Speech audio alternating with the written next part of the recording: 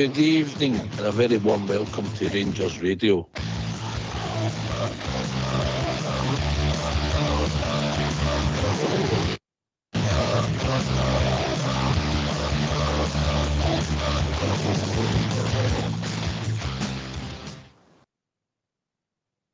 Hello, good evening, welcome to Rangers Radio. So myself, Fox, on the show this evening is AK, and back by popular demand, the one and only Southside. Evening, gentlemen. Evening, Oxshire. Evening, Southside. And evening to Rangers Radio listeners. Well, good evening, Ox. Good to be on the night with AK, and good evening to everyone listening in this evening. How are you, AK? I'm fine, mate. Fine, mate. That's another week ticked off. Another week closer to Christmas. Another week closer to Rangers. I suppose at your age every week's a bonus, that right, Southside, isn't it? You talk the experience.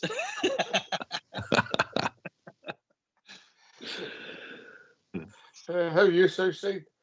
Aye, good, mate. Aye, good. Aye, just enjoying the life, mate. Aye. Listen, we've not heard for you a while, and there's been bits and pieces happening. I know the off-field stuff doesn't really float your boat. Yeah, I think that's fair, isn't it? Aye. However, here's your take on what's happening at our club. Any AK can chip in. You talk about the statement that Dave King's released and stuff. Aye, bits and pieces, whatever you think, mate. I've read wee bits and pieces, to be honest. Listen, Dave King's done a lot of good in the past. He's also been there when there's been a couple of failures. Will be remembered for Stevie G and the league getting one and that. But he's also part when Warburton was there and how he left, and obviously part when Cassina was there. The board at the moment probably don't need all this breaking at the moment. It's a bit like earn your laundry, I think. Ox, for what I'm taking for it. Aye, things need to change. Things need to improve at boardroom level. Because there's, even though people have left, they should have done better. Things should have been structured better. We've probably wasted some money here and there. We've flung money at this and that, back to managers with budgets, and now we've got to the point where we've had to have another clear out, another rebuild, as well as Bill was having a rebuild and that, and we had to probably change after Stevie G left as well. Probably when we won the league that time, we probably had to get rid of players at that time and on. We didn't, for loads of reasons. So there's been a lot of mistakes made for the last number of years, I think, for all board members. But I still acknowledge that a lot of the board members have put a lot of money in as well, their own personal money. So it's easy to shout at them when they make mistakes, but they've put their own personal money in, as well as Dave King did in the past. I'm not saying he isn't. So I believe their heart's always been in the right place, but egos get in the road, mate. And at the moment, I think we should have just got around a table and spoke quietly to the board of directors and Dave King without maybe making it so public at the moment.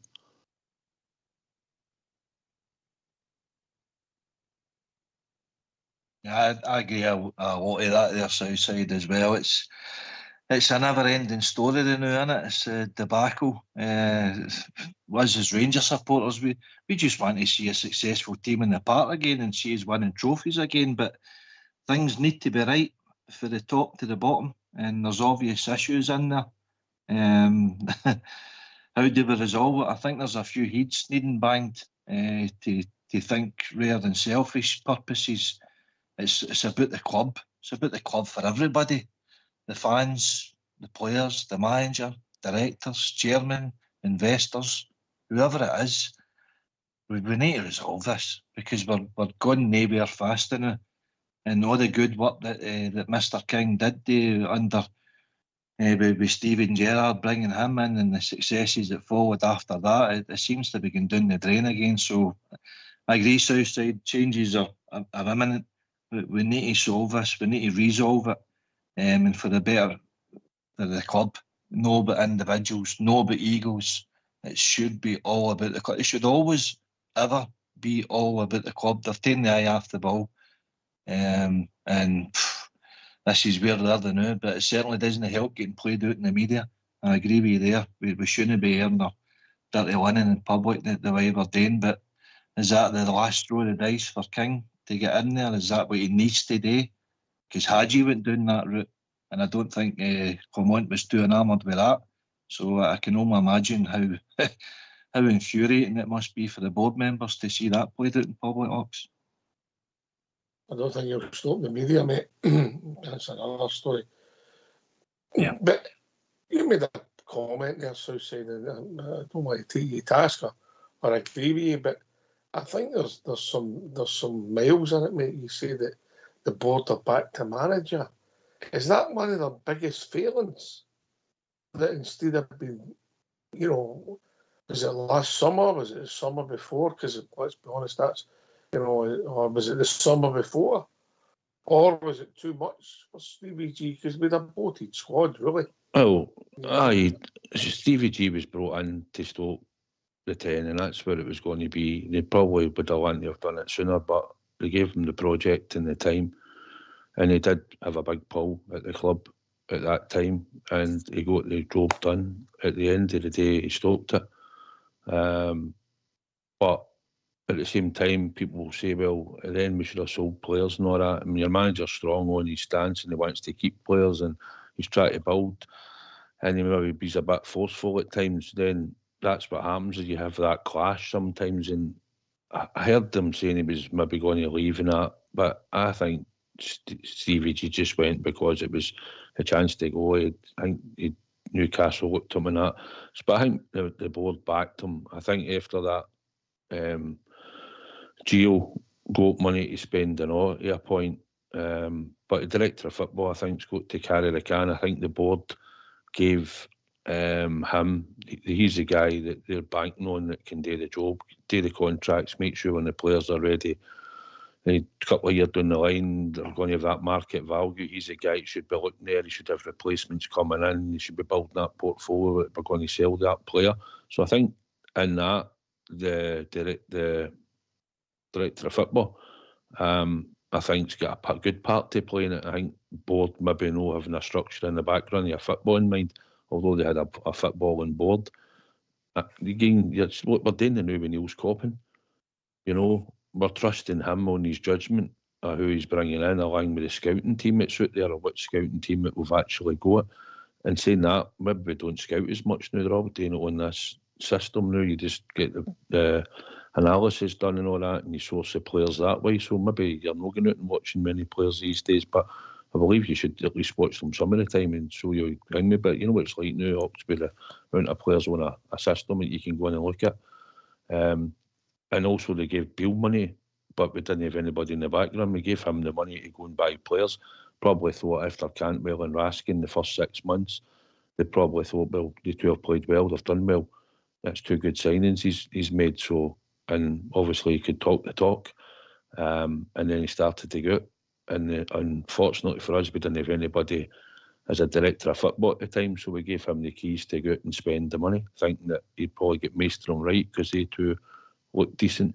Probably some of the board would have thought, lazily maybe. And then it went the way it went, and he had to go. And now we've brought Clement in, and we've tried to fund him because we've had to strip the house empty. We've had to really knock it down because that's what everybody said. We needed players out the door, but we couldn't replace every player. So we are where we are with the players he's managed to get in. If we get rid of one or two others, like Hadji, for instance, or a Tav had went, for instance, just for talking's sake, Matondo had went, then that would have freed up a lot more money. Clement might have got a couple of more players in, but it never happened. So we're miles after rebuild, mate, but hopefully it will get better as we go along. And the players will start to gel a wee bit. I thought against Dundee United first half, they looked no bad. I thought Cortez was pretty good and all. It's good to see him back. I thought he'd done well. So I thought there was something to work with. But we're miles off it at the moment, but we'll just have to go with it. But I just don't like all this thing about the AGM and the emergency thing. We know things need to happen, but you'd have thought they could have phoned Dave, or Dave could have phoned somebody and said, listen, I don't think he's going to fall back to the board. And I think that's why he's called for I want the shareholders not to vote, and wants the rest of us shareholders to vote. So he obviously knows he's not got enough in there, and it's just creating more hassle, mate. We need a bit of stability, but we need to get a good CEO in. But we need to be winning on the park. See, first and foremost, it's always about Rangers winning for me. Aye. You know. Well, maybe she swap pages,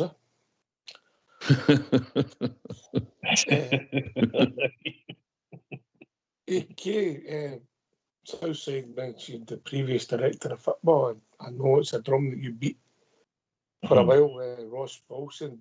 The last straw with Guy Bizarrely with Ross Wilson was the Aaron Ramsey deal, mate.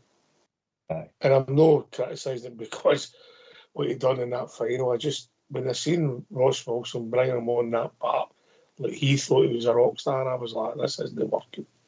And I know it's a mute point, but that was the last straw for me. And then Ramsey's fitness, and we were bringing him in to get him fit for the Europa League final as a substitute. It's mental. Absolutely mental. Oh, crazy. I mean, Southside makes a lot of valid points, sensible valuation of what's been happening in the last 9 years in particular. But I was questioning the Ross Wilson. Well, he came in with the player trading model. This was a buzzword, wasn't it? He was going to make us a fortune on player trading, player sales, and it didn't materialise. Through maybe Gerrard didn't want to sell his better players because the players that Ross Wilson was giving him weren't up to the calibre as what was going out the door. So he's fighting his own corner there. But Southside had a pertinent point there with saying there was nobody qualified on the board to question his acquisitions. And I think this is where Souness has been banging the drum for a good wee while. You need somebody on that board. I think we had John Gregg as a silent partner just sitting in the board meetings, maybe under the Murray regime. You'd Walter Smith sitting there as well. You need somebody to question, what it's like, Ox being a manager and stuff. You've got, you can delegate jobs to people, but see when somebody's there getting questioned because they don't have the credentials to question them, then you've got to question, well, why is the chairman or why is the CEO saying no, you need a boss as well. You need to be answerable to somebody, and that's where, and they're still not doing it. I mean, Niels Coppin and Clement are bringing in the players. Andy touched on it last night. There's a lot of players that we don't know until we actually see them out in the park, and then we'll make up our mind whether they're good enough or no. But we don't know, and you're throwing millions of pounds. This is where King has got a point. We have made millions through European football. The runs under Gerrard that wasn't expected. We get to a Europa League final with big money sales with Bassi, Aribo, Patterson, Sakala. But we're no, regurgitating it properly through the team to keep that, progression of success. So there's obvious errors been made for the top or the right down to management level. Are these errors, Southside, are these hindsight errors or obvious errors at the time? If you go by some of the signings, well, we've had the luck of where we've signed players and they've been out injured and then just never seem to come back quick enough or come back and contribute. We've went for players like in the Championship and stuff like that, and some have maybe worked and some will not work, so they cost dearer money. This new market that we're going down when we're shopping for like Colombians and Ivory Coast players and all that, and Brazilians and all this. I mean, as Stevie says, we all know you got to places on a Wednesday night and all that, and it's pouring the rain and all that, and they might just no fancy it. And it sounds daft, but it's the way it is. Sometimes we'll just switch off. Always think you need a sort of Britishness through your squad of players, and we've got a few in there now, but I think you need more with the right mentality. You need sort of players that no just need to be young. Probably if we'd got one or two in, like I thought Tom Lawrence would have been a good signing. I thought he played the Championship. He played the Saturday, Tuesday, Saturdays, never injured. And then look what happens when he comes to us, you know. And we see him back, when he lacks pace and all that. So all that sort of side it for players, it's frustrating. And we have wasted money. And that's a sad fact here. But we're trying now to rectify it. And we've got at least 6 or 7 players now of that age. And hopefully over the next couple of years, we'll get the best out of them. And then 1 or 2 or 3 will hopefully move on for decent money. And hopefully we'll reinvest it. But results drive a lot, and Clement's got to get results, or there'll be a backlash to get him out the door. It's not working, and then we'll be back to we need another manager. We're trying to sort a board out now because this is getting played out in public, rightly or wrongly. So things need. I was hoping things would just have settled down, mate, and we could get back to watching Rangers on the football part. Going back to Ibrox, importantly. I was looking forward to that, but it looks like it's going to be a wee bit more noise, and noise going to start growing until something settles down. But it's going to just unsettle the club again a bit, isn't it? Aye. Hey, Kay, can you put your big size 10s on these moments? Because you're at a crossroads, aren't you? It's a toss of a coin, isn't it? You sign him, you don't sign him. You sell that player, you don't sign him. And a lot of the time, it's 1 or 2 years later before you go, that was a mistake. Yeah. Mm-hmm. Can you put your finger on where the criticisms come from, where these big mistakes have been? In your opinion. Aye. I remember Steven Gerrard shortly after lifting the trophy to win 55, sitting in the steps with McCoy, Chris Boyd, I think Walter was there. Can't mind who else was there, but he's basically saying, I think his quote was, "You've got to fix the roof when the sun's shining." So we were a position of strength. He also said that he's had meetings with the board, and they're back him. He wants to go to the next level, and he's had promises that they'd backed him. But but I'm like, I listen to a lot of podcasts, I read a lot of stuff, and I think there was a poignant moment where Gerrard really wanted his marquee signing as Joey Veerman, and I believe that Douglas Park was ready to sign that signature, and Stuart Robertson stopped him because he had wind that Ross Wilson, a player of equal ability, but we don't need to fork out £7 million, so put your cheque away. That player was Bacuna. Gerrard was away 3 months later, and Bacuna was away 6 months later. And for there, I think that's where it started nosediving. I don't think that Gio was backed with the players that he wanted either. There's some recent interviews in that with Gio that he earmarked certain guys that's now playing with Borussia Dortmund in that. So I think Ross Wilson is a big part of that. But I also acknowledge that John Bennett was part of that board, as was Douglas Park, as was Alistair Johnson. A lot of the guys are still there. They can't shirk away for that responsibility either. But now we're at a point where it's not so much the finger point, who is to blame, it's how do we resolve this now? And they need to bang their heads together and come up with a strategy that's going to take us forward, because I see Clement doing his best, but he's working under duress conditions that he didn't sign up for. Again, I think he was maybe promised a lot of blank promises. You've got this and that to spend. It was 3 loan signings that he brought in January, and then he had to sell players there before he could get anybody in. So he's now got 16 new players in there, 12 are let go, and he's having to rebuild a full team, and it's got to hit the ground running. You know what our support's like, it's not very forgiving, but there is signs there. There is. I see, I'm way all on the south side, I see positive signs. See, when I see that front line, the Aganami and Cortez and Bajrami, Cherny, I'm quite excited with that compared to what we had beforehand. So I think there is blue shoots, as you say, Ox, but it's far from where we want to be, but it really starts at the top to try and get things right and get the right people in there to get things right. Yeah. we mentioned Souness there. Do you think Souness would have accepted somebody above him telling him he couldn't do A, B or C, Southside? No, he wouldn't. Probably no. We've got, I mean, you've got Stuart Gibson, I think's come onto the board. He's out in Asia.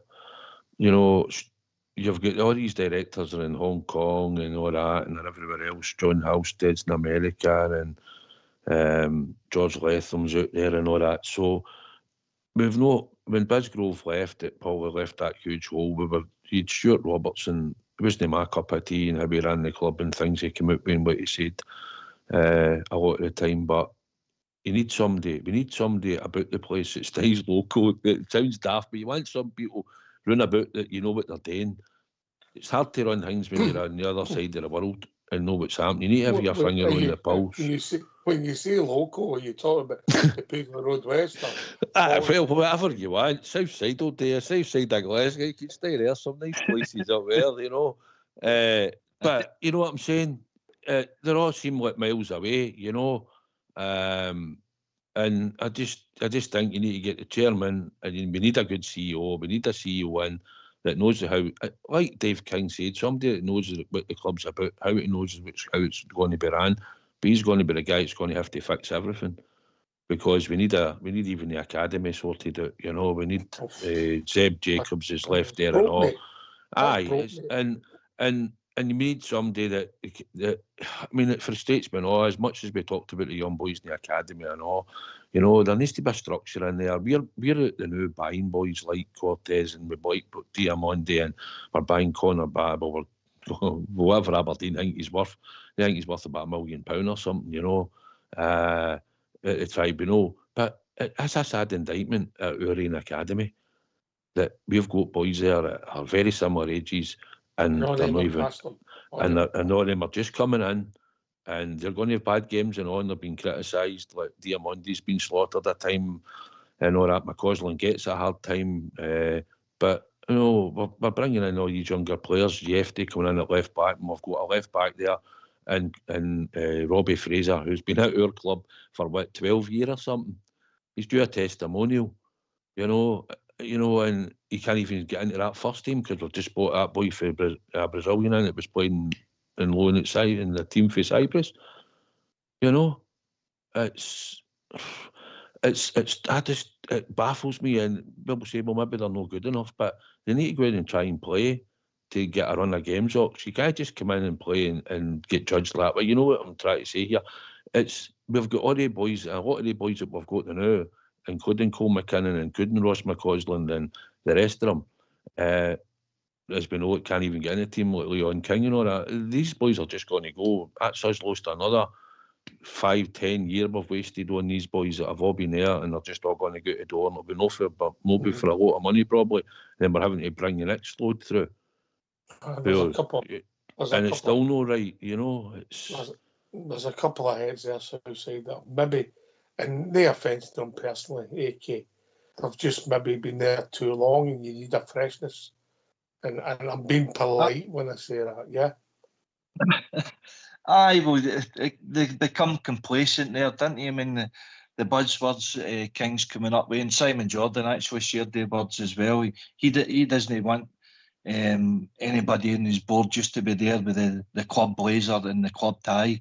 You know, you want to be active. You want to be seen as being proactive.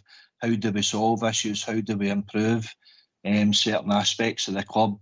You know, that, to be fair, Bisgrove did improve very much the marketing side of it, but to be CEO of our club at the age that he was, with the inexperience that he had, I think that was a short-term fix. Being nice to them. Also, he might be a smart cat, but he's in a jungle, mate, and he's playing the lines, isn't he? Yeah, aye, very much so. And he's not, well, see the very fact he signed up for the Ange tournament in Australia, that said a lot that he didn't get our club. Apart from the business side of things, aye, you got that side of it, but you need to know the environment that you're working in. Rangers Football Club's a different animal, and you've got to act accordingly. Mr. Robertson, I was never a fan of. You know that. Wilson, I was never a fan of. So there is Rangers guys. I didn't swear there. I said a fan of. All right, okay. Because I was going to put up an argument against you there. You could construe the as that as well, right? I know. But we've got Rangers men. Maybe we could have a poll with that one. off the scale. Never a fan of. I Yeah. think he meant yes. It's a Scottish twang. Big new teeth. He was about as popular as Alistair Hood. I with you. He was last Saturday, mate. Yeah. We'll touch on that while I'm going to 2 years before we change the subject and start talking about it again, because I'm interested to get both your points of view. But Southside, 1, he took your name in vain. 2, he was shouting and bawling how he was going to win and then show you up and he was going to rib you. And 3, he absolutely failed miserably. That's so true. Where's my lawyer? Southside, I've got the text messages to prove the lot, mate. Aye, I can imagine. Well, I know it's not as easy as people think, is it? But I was absolutely delighted when I found out that he got absolutely smashed. And I did take great pride in it. I think I did send him a text out my schedule just to say, well, good news, wasn't it, AK or something, didn't it? Aye, it ended me off.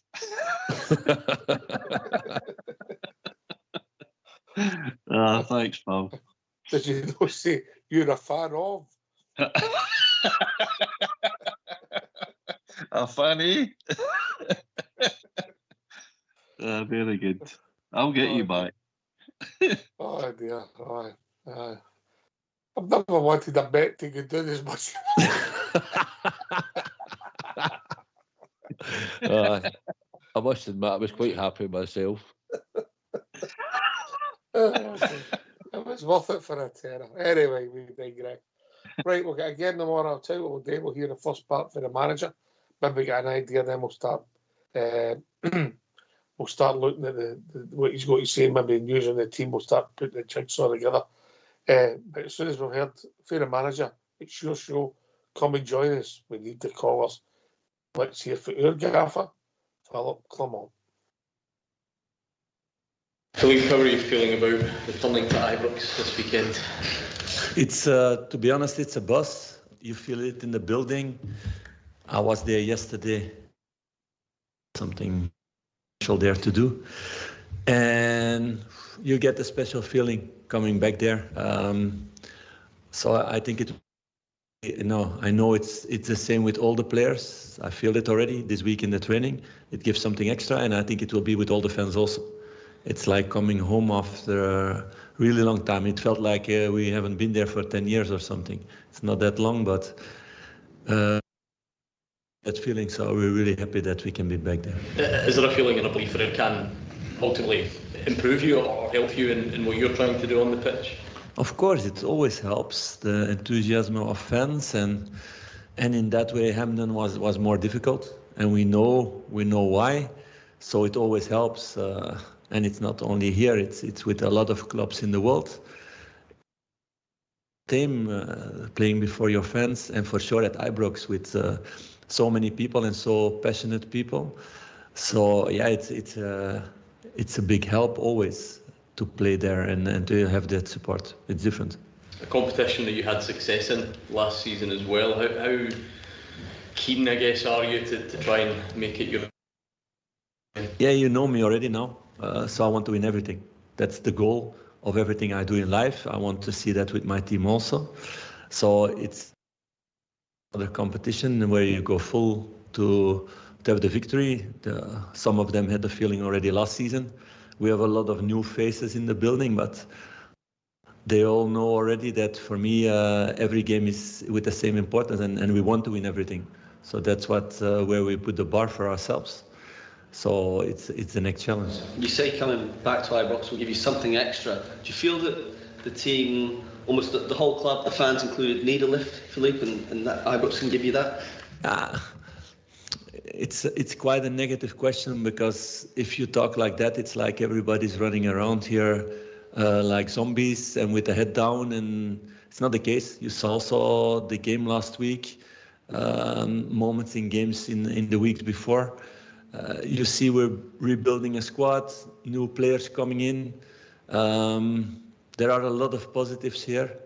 I don't like to speak about individual players too much, so I will not go into that, but you start to see the first fruits of the seeds that are planted, and it's just the first start. We're just starting with that.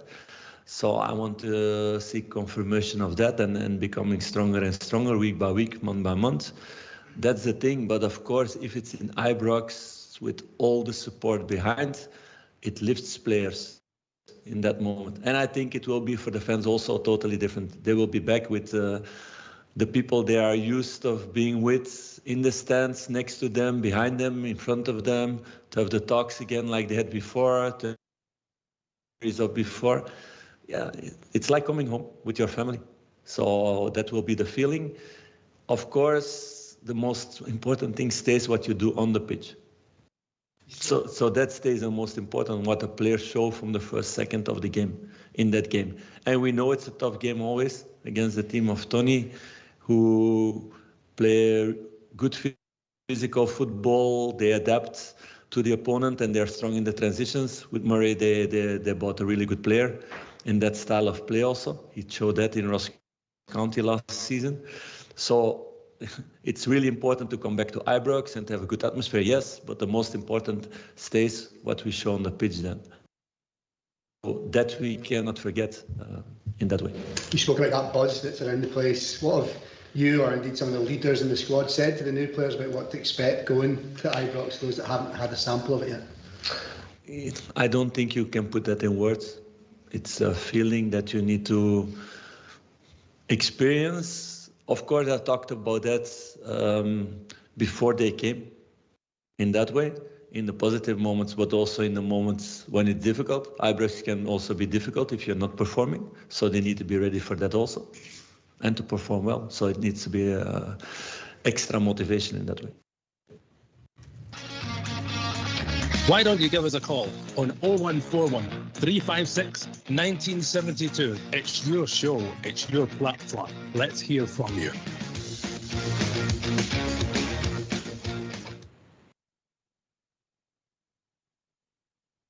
Thanks for that, Fox Old School Blue. Thanks, professional as ever.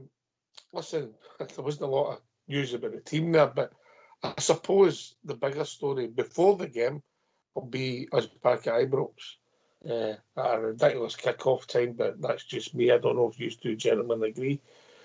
So we'll be back at Ibrox, and you'll be there south side as normal. And obviously AK is making his annual pilgrimage to the stadium, south side. Aye, looking forward to getting back to Ibrox. Aye, as early as it could have been, but it sounds yet, and we've managed to get it before by January, or it could be December and all that. But no, looking forward to it. It's not the best of times, 5:30 on a Saturday night, shocking.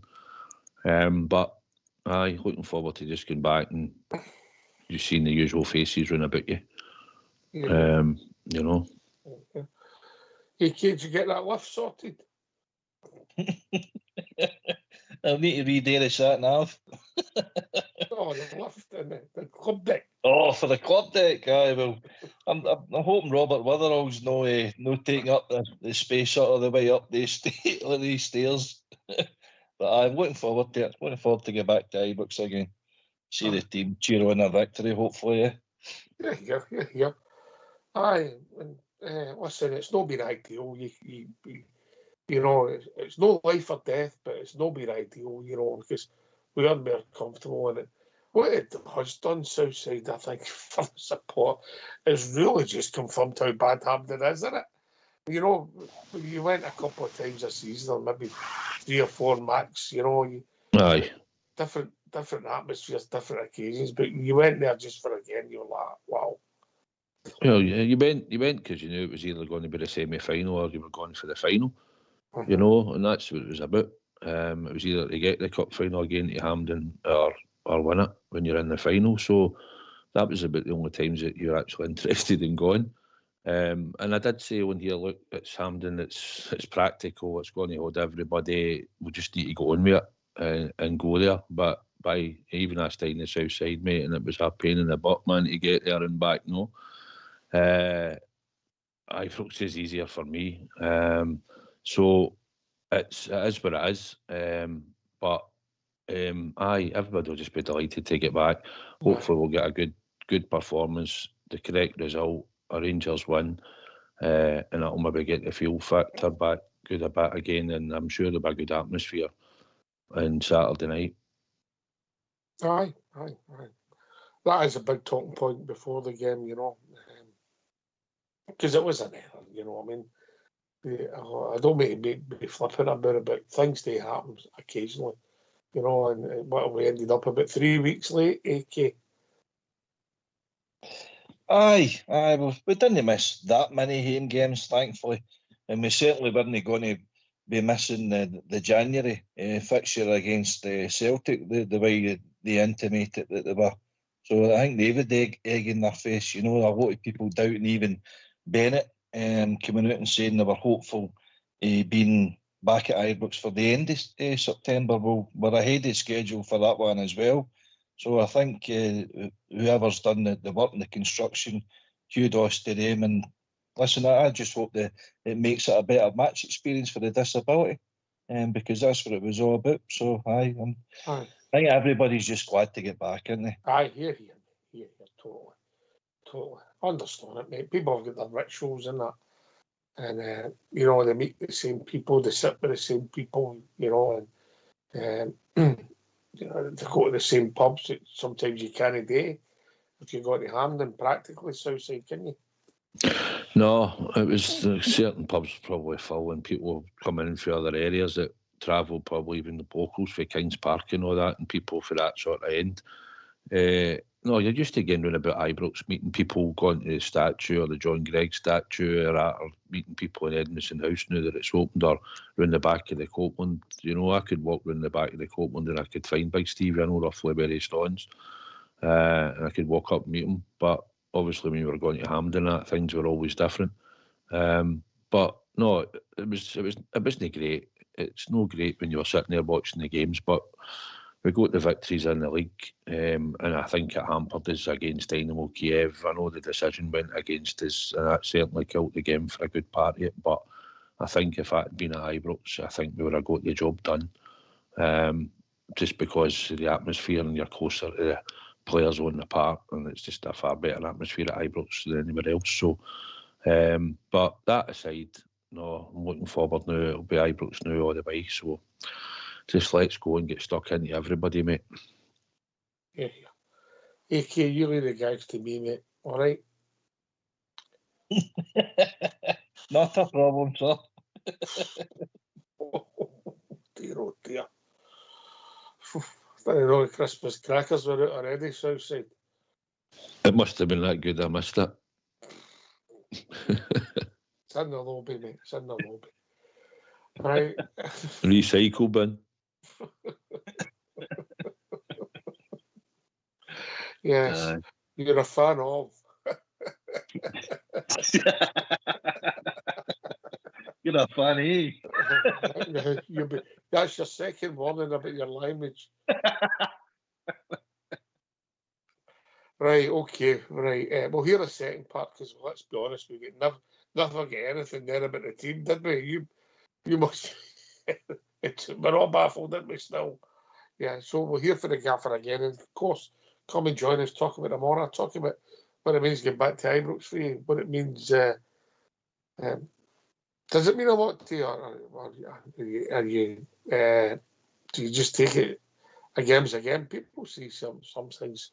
See people different. I think it's going to be a positive, a big positive South side. Yeah, I enjoy going to Ibrox. I'm no sentimental about my seat. You know, I've been in different places in Ibrox. Mm-hmm. So I'm not that way. But I like the fact that once you're in the ground, and whether I sat in the club deck for 10 years and I moved into the main stand or I went into the Copeland and that, it doesn't matter to me where I sit in Ibrox. But I've had my seat where I sit now for quite a while, but it's not where I've sat since I first wrote my book. So that way to me, it doesn't matter. But being in Ibrox is where you want to be. It's your home, innit? It's the home of the famous Glasgow Rangers, mate. Yeah. So let's hear from the gaffer and see if we can get a step for a hint where the team might be tomorrow. Can I ask, Philippe, an insight into the last year when you won this competition? What did it do for yourself? What did it do for the club when you get a trophy in the bag like that so early on in your time here?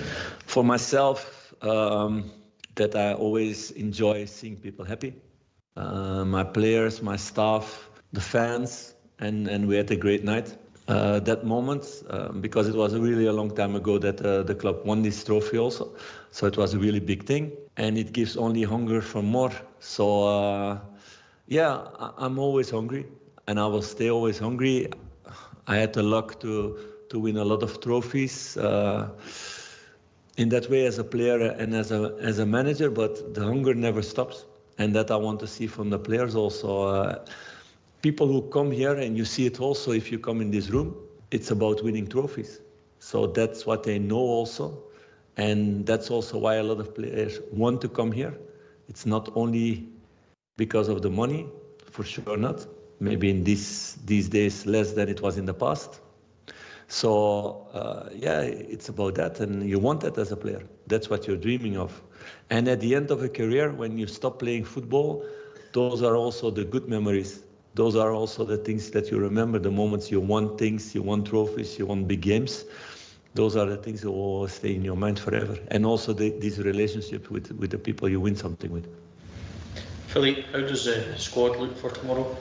The same as last week. So Ridvan, Dani will stay out, and Rabi also. So Ridvan and Dani are individually on the pitch, training, not with the team. Rabi not yet, and the rest of the team will be available for selection. Given the start of the season, there has been a lot of noise and pressure from the support. Does that have any bearing on what you do and how you choose to do things? Because it has been so vocal since the start of the season. Does that have any effect on you, or you remain focused on what you're doing? No, because I know that society also, and I know what's going on inside the building. I see everything every day. We're working hard with everybody also every day to improve things. I believe a lot in the potential of this squad. I know it was incredibly challenging to get a squad like that together with the budget that we have. Players going out without £1 coming into the club. I think a lot of good things has happened. We could not do everything in one transfer window. It was not possible. We didn't have the resources for that. So we need to build. But I'm also happy now that people start to see already the good things that have been done. And I've heard also from many people. You've seen also the reaction after when Hamza came in last weekend. Now are already really big comparisons with other players from the past. So we need to bring him in a good way. That's also my job to do, not to go in, not to go in the hype of things, but also not to go in the low of things, and to be objective and to keep balance in things. What is not good enough, we need to work on. What is good, to keep it. So that's my job to do, to be stable in that way. And I know my role is important in that way, for sure. In a club where you make a rebuild, that's strong, where you have to cut wages, that's hard, where you have to replace so many players, where you need to bring in so many players. It's important to have an environment where you can work and not to be busy with all the noise. And in that way, I'm positive about what the team done until now, because they could have been stuck in the noise, and they're not doing that. They're working hard to become better, and they know they still need to work hard to get to the level where we want. How much will you be looking forward to next week's game, the European game, when you pick your team at the weekend? Not, because it's 5 days apart. So if it's only 2 days in between, it's something else. If it's like 2-3 weeks in a row, every 3 days, you need to look more in that. No, not. Does domestic football remain a priority for you over European? No, you cannot put priorities here. You cannot throw away any competition, because Europe stays also important for this club. It's the image of the club also. If we only invest in our domestic games and we just throw European games, it will not be good for Rangers for the reputation outside. It will not be good for Scottish football also for the reputation outside if you throw away results. And also for the value of players, it's also important that if they perform really well in Europe, their value increases also. So all the competitions are important. You cannot put differences in that. Why don't you give us a call on 0141 356 1972. It's your show, it's your platform. Let's hear from you.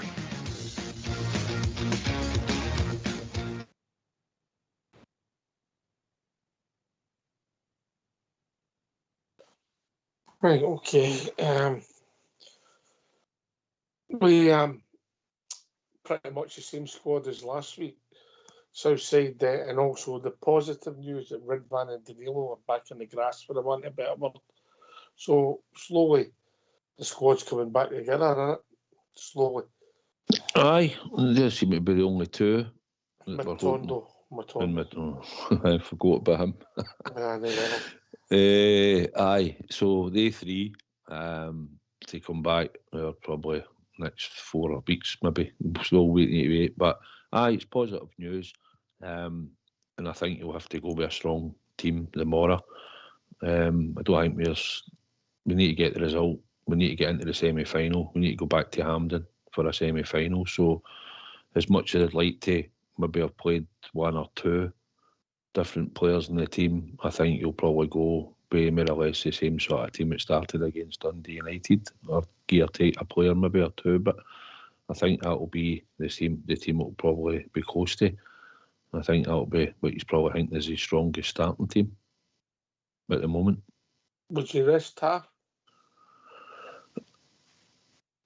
Aye, but I mean, I think you could, and I think you could easily put Sterling into right back, because otherwise I don't think he's going to start anywhere else on the park. I think he'd be on the bench tomorrow if he doesn't start at right back. So you could take Tav out without any question. If you kept Tav in, my other thought was I'd like to have seen Robbie Fraser get a game at left back, but you have to arrest, put him on the bench. You should be able to risk a player like that. Balogun even should be able to come in and play tomorrow. Should have been able to come in and play tomorrow. You'd expect to give him a game time. But it's whether he will or won't, and I think you'll probably stick with Suter and Proper and things like that. I think you'll go a strong team up just to get the job done. Right, I get that. I think that's a lot of people's rationality, Kate, at this rotation. Sometimes isn't the most popular with the fans, you know. You want to win the game, you want to win the cup, didn't you? Aye, of course, but you know what it's like now, Ox. It's not a 11-man team, you know, or a 14-man team that back in the 70s and 80s you barely had squads. Now the amount of games that you've got, I think you'd be silly if you didn't utilise the squad. But it's how he does it and when he does it. That's his choice. He might have the team tomorrow with Thursday in mind. I know he says that he doesn't look that far ahead, but I think most managers do. So that he might well stick with the same team that he started with Tannadice there, or he might take the opportunity to bring in Sterling at right back, or Robbie Fraser at left back, or something like that. I don't think the fans would be opposed to it, but I think the players that out the team would be, because I think you've also got to appreciate the likes of Yefty. That would be his first time playing at Ibrox as a Rangers player. There's a few in that bracket, and I think they're all desperate to get that starting jersey. So competition for places, Ox, should be good for the manager selection. I'm hearing that Jeffrey might not be playing tomorrow because there'll be a big shadow coming for the club deck. That's what I'm hearing. The thing is, my brother. the thing is, see if we're playing and the team's settled and that, and it's like it's a rebuild and we're trying to gel a team together. And the thing is, you're judged on results, and we can't afford to be going to Ibrox for the game tomorrow. And we're all looking forward to it. And then he makes a good few changes with a few in mind Thursday because you want to have a go at that probably. But at the end of the day, it's the bread and butter, and we want to get that first trophy. And you can pick it up and run about December time. So I think he's going to go with the strongest team. It gives the club a lift again if we can get that first trophy, no matter the state of the squad that we know isn't anywhere near what we want it to be. But you still got to think that we're good enough to go and get that trophy. So the only way to do it is to get past Dundee into the semi-final. Is there an argument for rotation tomorrow? We've played one game in 3 weeks. Well, what happens if we get tomorrow and a couple of them get injured? That we're certain starters for Thursday. It's a chance you take, isn't it? What happens if you keep them for Thursday and they run into each other in the first minute and the two of them get carried off? I know, that's well, we'll say this, would you be worried if you played Balogun tomorrow and took Proper or Suter out? Would that worry you at all? Because you need to give him some game time. Not at all. And that's no slight in Balogun. I'm not worried. No, but if one of them get injured, Balogun would probably be the natural that would get flung in on Thursday night. And where's his game time in the last few weeks? That's the thing. I want to see Jeffrey play, mate. I don't want him on the bench. I want to see him play. I don't know why. And he's not been outstanding, but I just think his freshness is maybe that rawness, the way you like them, fresh and raw, right? And it's just, there's something there. Is he polished? No, he's no. Does he look the best defender you've ever seen? I don't think so, but I don't know, there's just something there. It might be wrong, but maybe it's just enthusiasm. He's having a decent spell putting the ball in the box, but it's a freshness. I think his crosses have even been better than Barisic, if I'm honest, mate. And when we first seen him, I didn't think he'd that in him. Aye. Is this your Herrera moment? Is this what you're saying? Maybe in 6 weeks' time, people would tell me, you said he was a good player. I know. That boy held on to that for 4 years, remember, to pull you up. There's been people looking for me for a lot longer than 4 years, I can assure you. Outside out with me, people have been chasing me for decades. I'm going to need to stop hanging about with him. He does bring a freshness to the team because we've been seeing Barisic out in that left hand side for probably a year or two too many. We all liked the look of Ridvan, but he's too inconsistent. He's not robust enough. So if that's his jersey and he's putting in the 7, 8 out of 10 performances, then why not reward him with keeping him in the team?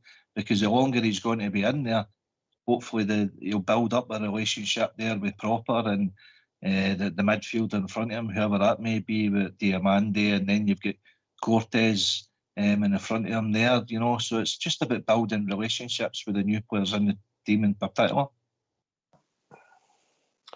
Aye, I think if I was picking a team in form, Diamande's not playing Southside, if I'm honest. Yeah, but I think I want him on the pitch to see if he can just get a rhythm. Diamande. Aye. Aye, it's been patchy, but I would still stick with him. And I think eventually he's a young player, and he will have bad games or nobody on the ball as much as you want him. But I think he works hard. I think he can take the ball for deep and get you up the park. And no, he's not really been contributing in the goals. But you've seen some of the passes he's played in when he's been further up the park. I think it's only been in wee glimpses here and there in the odd game. but I think he will be good this season. I was expecting him to kick on this year. So I would stick with him, with Connor Barron in the midfield. I would just stick with the two of them. And just go with whatever the more he's going to pick. But I would stick with the two and try and keep the partnership going, Ox, in my opinion. Yeah, I'm comfortable with that. AK? I'm not against Diamandi, but I've just got the feeling that he's not playing his proper position and he's trying to get used to the position and the tactic that Clement wants him to do for the benefit of the team. Personally, I would have Raskin in there next to Barron, but that's only my preference. Mm-hmm. Where is Diamandi's proper positioning, mate? In my opinion, it was wide left, a 4-4-2 or a 3-4-3. That's the position he played with Northland. But it's down to the ability of the player to adapt.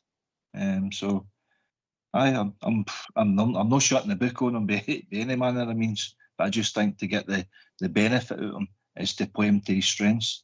Mm-hmm. Before we go to the tune, Southside, what did you make of Gamani? I thought he was decent. Totally different type of player to Dessers. Everybody's a totally different type of player.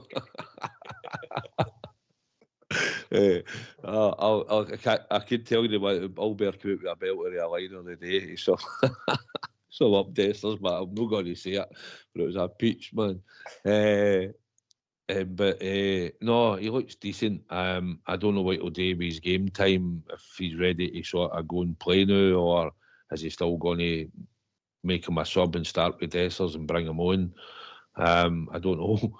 We'll wait and find out. But I'd like to hope that when he gets a bit more chances, I'm sure he'll find the back of the net. It looks like he's got a bit of ability, Ox, but he'll be judged on this medical science stuff, won't he? But I'm hoping that we'll see him soon, more regular, if Dessers isn't producing the goals. Dessers' goals aren't that bad this season, you know, and obviously he's not scored the last couple of games. 20 minutes at Tannadice, he was all right, maybe half an hour. But his performance at their place and his performance in the second half for that half an hour, it was awful, AK, yeah? Aye, 100%. I think, Iganami, for what we've seen of him in half an hour, he done more in half an hour than what Dessers did for the duration he was on the park. It was at 65 minutes he was subbed. I would like to give Iganami a shot up front and see what he does, because he's strong. You know, he was a handful for the defenders, holding them off. His touch looked good. He played a great through pass to Lawrence, who should have scored. But I'm keen on finding out what sort of finisher he is when he's in the box, because we've not seen that side to him. Who knows? He might be hopeless, but that's what I'm excited about.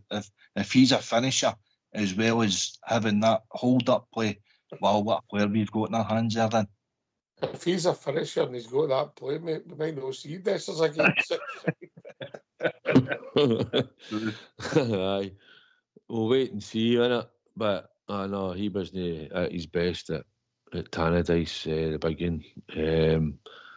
So I still think he'll take the jersey on Saturday starting.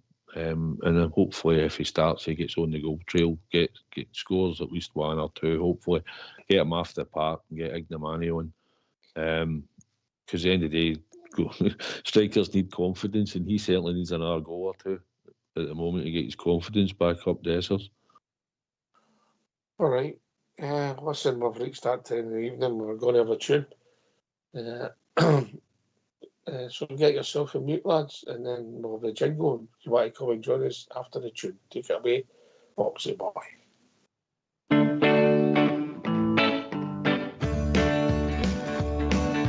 I hear the team are cheating.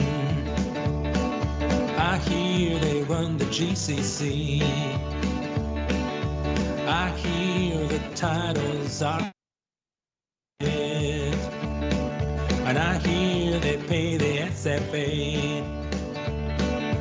because we're bits and true, and we're Rangers through.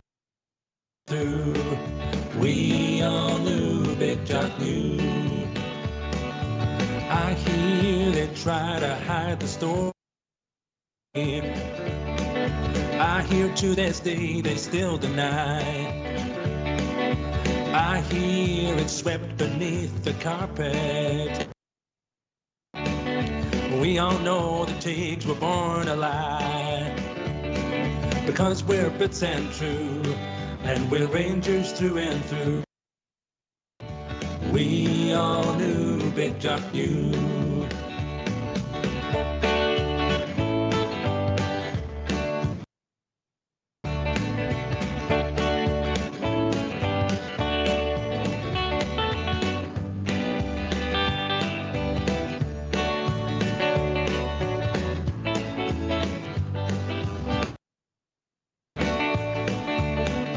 I hope someone will tell your story.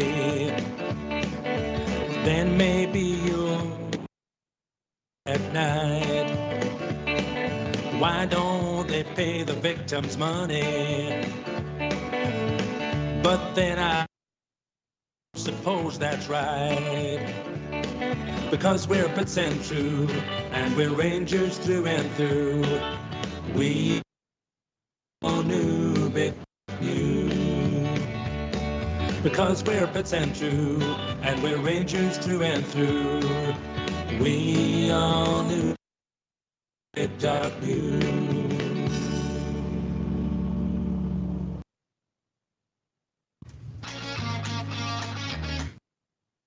You give us a call on 0141 356 1972. It's your show, it's your platform. Let's hear from you. Thanks for that one. A wee bit. Thanks for that, Foxhall School. With her beavering away in the background, with some technical issues with the music. We had it before the show, and the boys are working to try and smooth it out. Right, okay. So I'm starting Nigger Man in the morning, Southside. I'm starting Jeff in the morning. I want this freshness, yeah? Yeah. Aye, I can go with that. Wouldn't I? I'd like to see it happen. If it happens, it's just want the strongest team out, Ox, and if Ignomani makes a difference up front, if a manager feels it's the right thing to do, then aye, the FDI, I'm more opposed to him starting, obviously. Would you play Lawrence? Oh, and the number 10 role, that's a good question, mate. I mean, Barjami, he didn't do much last week, played in the left-hand side of the three. I was talking to a wise guy today, he didn't even notice he came on at half-time, but I'm not going to that. Would I play Lawrence? Would I start Lawrence? Aye, because there's 5 days, as the manager said. Aye, I thought he did a decent game last week. So aye, but there you go. Would you make it that, AK? I wouldn't be adverse to no picking Lawrence. I actually gave Lawrence man of the match last week, and I thought he did a really good game. I know Barron had a good game and Suter had a good game as well. But for me, I thought Lawrence, he should have scored the hat-trick. He was very unlucky with the one that just rose over the crossbar. And as I say, the through ball with Iganami, he set him in there. I think mere power. He had Dessers on the line, didn't he? Aye, I know that day. He played well. For me, though, I'd like to see Bajrami in the team. But whether he comes on as a sub or no is up to the gaffer. Would you play Lawrence Southside? You know, when you were talking in that and saying aye, and I'm thinking, we want Lawrence out the team because we want pace and a bit of freshness, but he played decent, scores a goal, and if you're playing when you've got players that are willing to run off the ball and the same wavelength as you at times, so if he's playing in there and he's playing with Cortez and they look like they linked up and his wee runs are coming for, you'll have Czerny probably starting.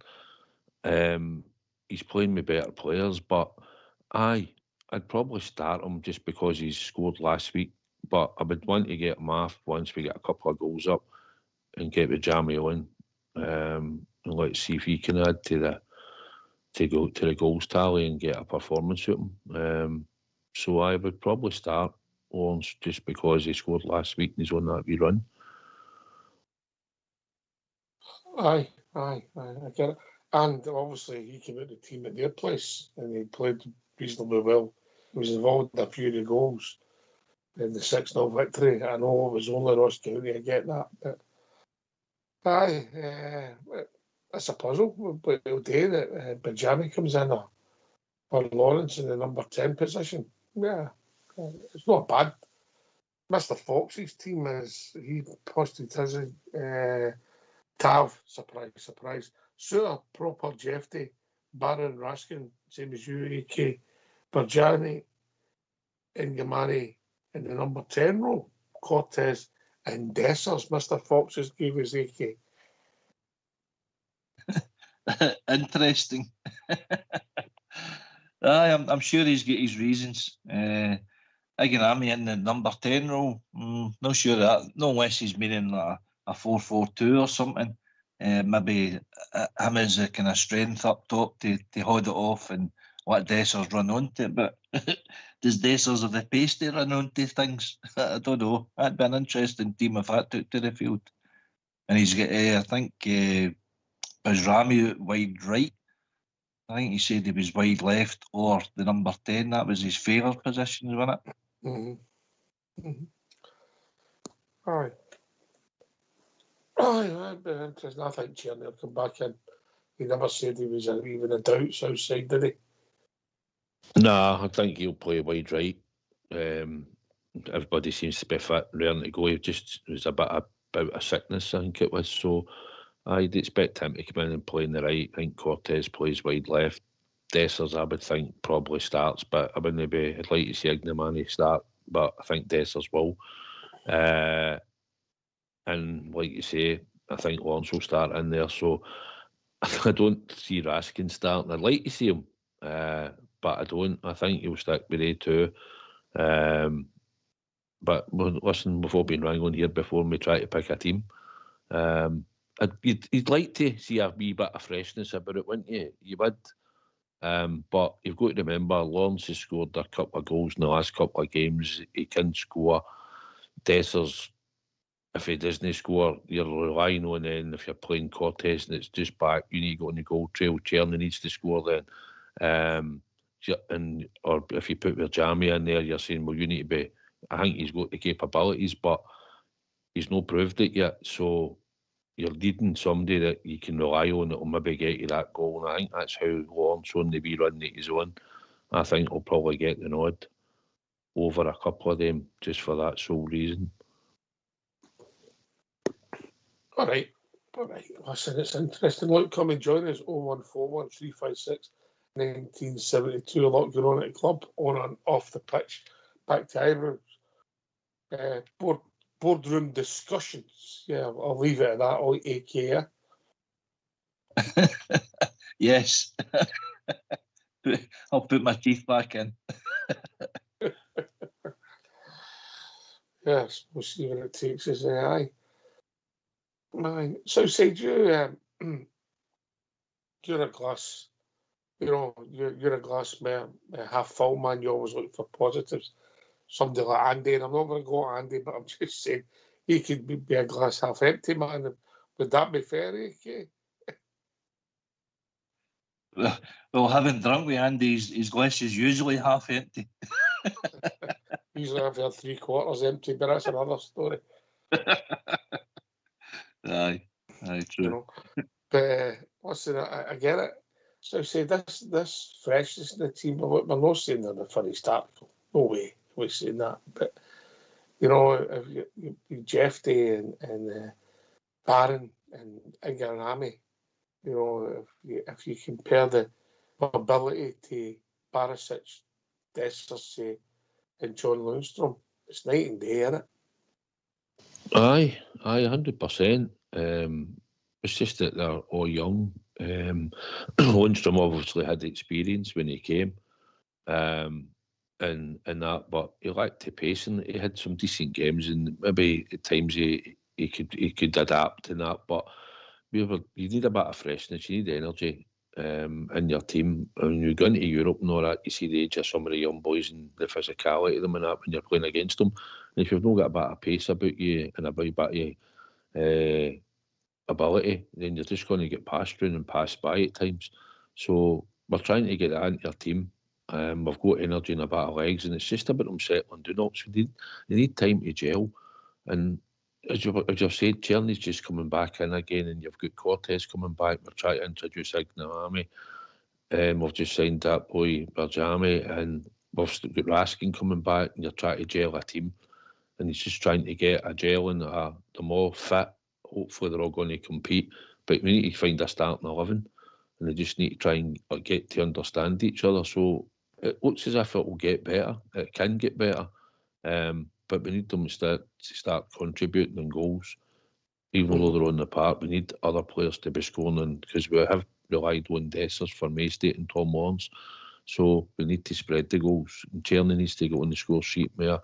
Cortez will need to do the same.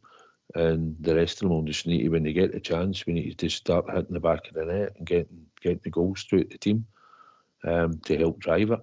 But we've got to give them a chance. But results will dictate, and the manager's under pressure because of everything that's happening round about.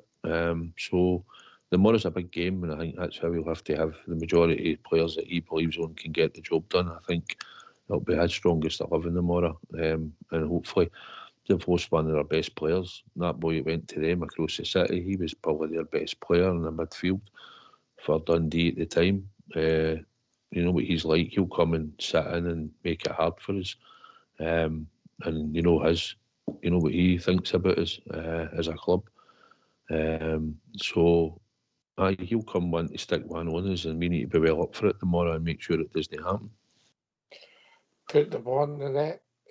Put the ball in the net. That's the object of the game, and that's what we all want to see the Rangers score. So I'm looking forward to it, pal. I'm looking forward to it. Seeing the new team in action. It's different when you're at the game rather than watching on the telly. You see a lot of movement and interchanging that you don't see. So looking forward to it. Aye. And just so you don't get mixed up, we playing blue, all right? Unless we're wearing our white shirt. We'll be playing in blue tomorrow. That does wind me up. I know it's nothing Southside, doesn't affect the game, but it does wind me up. Aye. Always, we shouldn't really be changing our strip very often. You know, it should always be blue when we play, and most of the time away from him as much as we can. Even when we go to play Motherwell, sometimes we'll go to that second or third kit. You know what I mean? When there's no need to, we could go and play Motherwell with our Royal Blue shirts on. We usually change them. It's just daftness. I don't like it, but it is what it is. I suppose when you're selling strips, you have to wear them and show them off. I suppose it'll be in the contract for it. Yeah. You bring out X, you've got to wear it X, yeah? Aye, but we play Motherwell away for him. We should be wearing blue. There's no reason to be wearing white or anything like that. Do you know what I mean? As we've done in the past. There's no reason for it, folks. No? Don't worry, Alec. I only mentioned 2 X's there. Don't worry. Right. Don't say that in front of the wife. She might be listening. She could do that Kylie number. I should be so lucky, yeah? Aye, I'll be the X. Right, so the team, it's good to see that we're talking about. By the way, nobody's mentioned Casemiro. Do you see him being involved tomorrow at all, Southside? I would hope that he would get some game time. I would, but I mean, I've heard people flagging he might play it right back or whatever. It's another one that I'd have liked to see him start, but I just think the game's too important, and I just think it'll probably have to be the tried and tested at the back. and I think that's the way he'll stick to it. Because the most of the thing is we've got to win Ox, we've got to win. So I don't think it's time for too much experiment at the back. But if we could get a decent lead in the game, then I would like to see him come on the park and get some game time. AK. I'm sure Tom Miller would love to see him start or come on as well. A bit of a nightmare for a commentator, but I felt sorry for him last week. He was ready to come on the last 5 minutes, and then I think he got told to sit back down again. So I think he'll be desperate for some game action to integrate into the team. But where he's going to play, I don't know. Nobody knows. No. Is he a right back? Is he a centre back? Is he going to be one of you utility guys the way Sterling's? Sterling, I think, needs to cement a place if he's. I think Southside said that for a good part of last year that Sterling will not be a midfielder because we have starting to get the midfielders up and running and fitness-wise. So I think that was reasons why Southside intimated that Sterling would be the right back that he was bought to be, because you've got Barron, Raskin, Diamonde, Bizrami, Lawrence, Dow, all fighting for positions in that middle of the park. I don't see Sterling starting much in there. Hopefully that everybody stays fit now. Oh, wow. Aye, we'll see where it comes tomorrow. I hope to see Dow playing wide right against Southside, if I'm honest.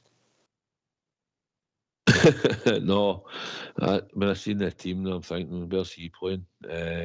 But listen, I don't know if the manager sort of likes him to a point because he keeps sort of bringing him on or starting him. Well, he wouldn't have started if Czerny hadn't been sick, but the fact that he was and they chose him, he also brought him on against Ross County. So he keeps using him and keeps giving him game time. So I don't know what he's in his thoughts, but I don't think he'll start. I did say it'll be similar to last week, but he'll be out and Czerny will be in. I don't see him starting at all tomorrow.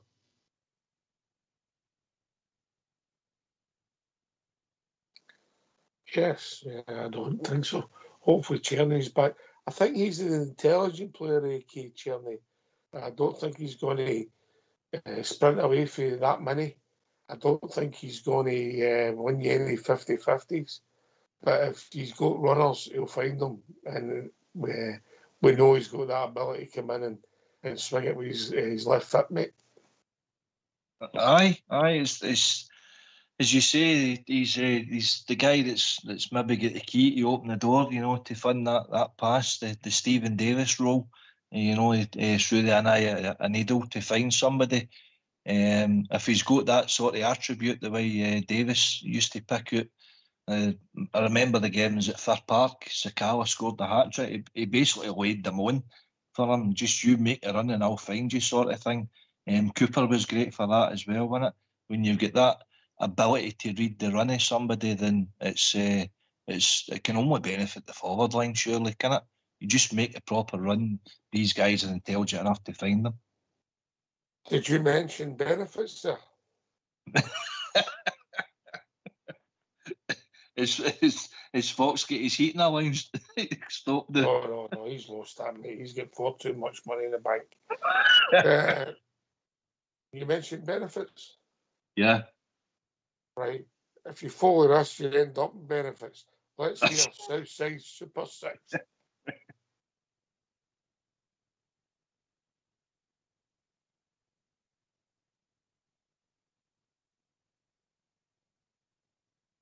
We're not quite ready. As I said, the boys are having some problems with the keys and nods when it's ready.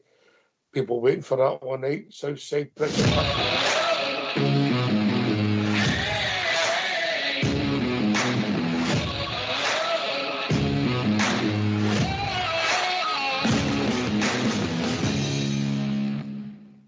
Hi, welcome to Southside Super 6 for September the 21st. Our first selection this weekend is Tottenham to beat Brentford. The second selection is Southampton to beat Ipswich. The third selection is Wrexham to beat Crawley. The fourth, Burnley to beat Portsmouth. the 5th selection is Stockport County to beat Leyton Orient. When they make up the 6th, it's Barrow to beat Newport. 12-6 to win. It pays 15.5 to win.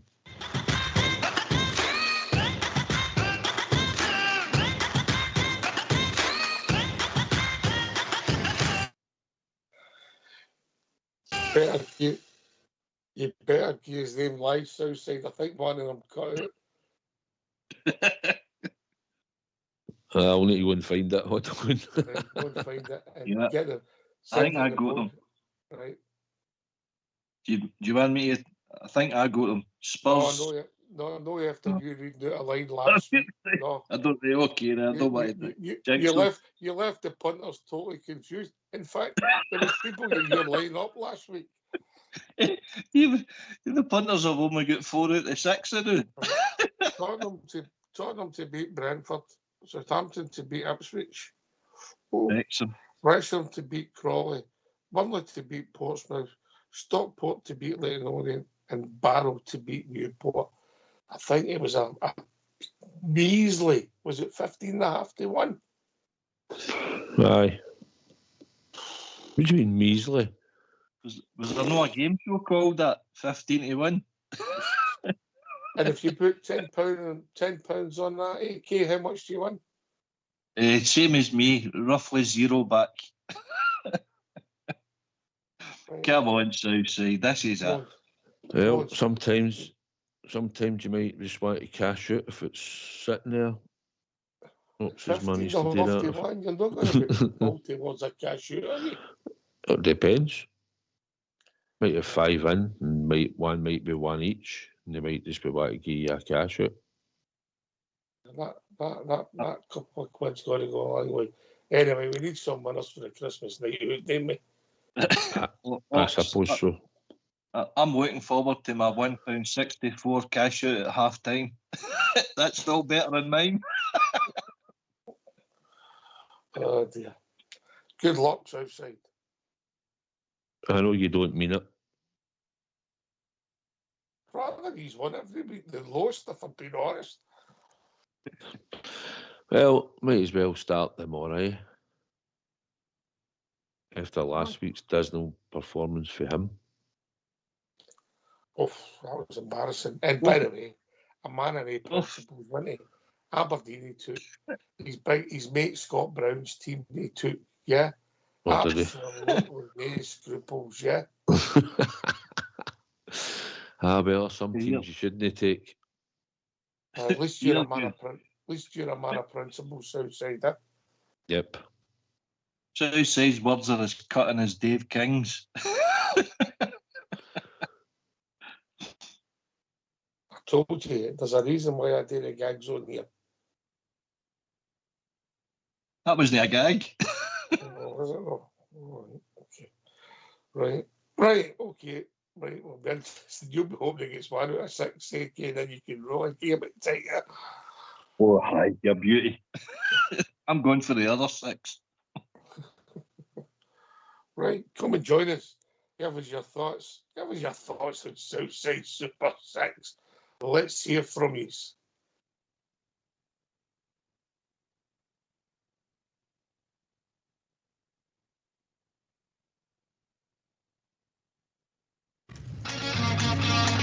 Why don't you give us a call on 1972? It's your show. It's your platform. Let's hear from you.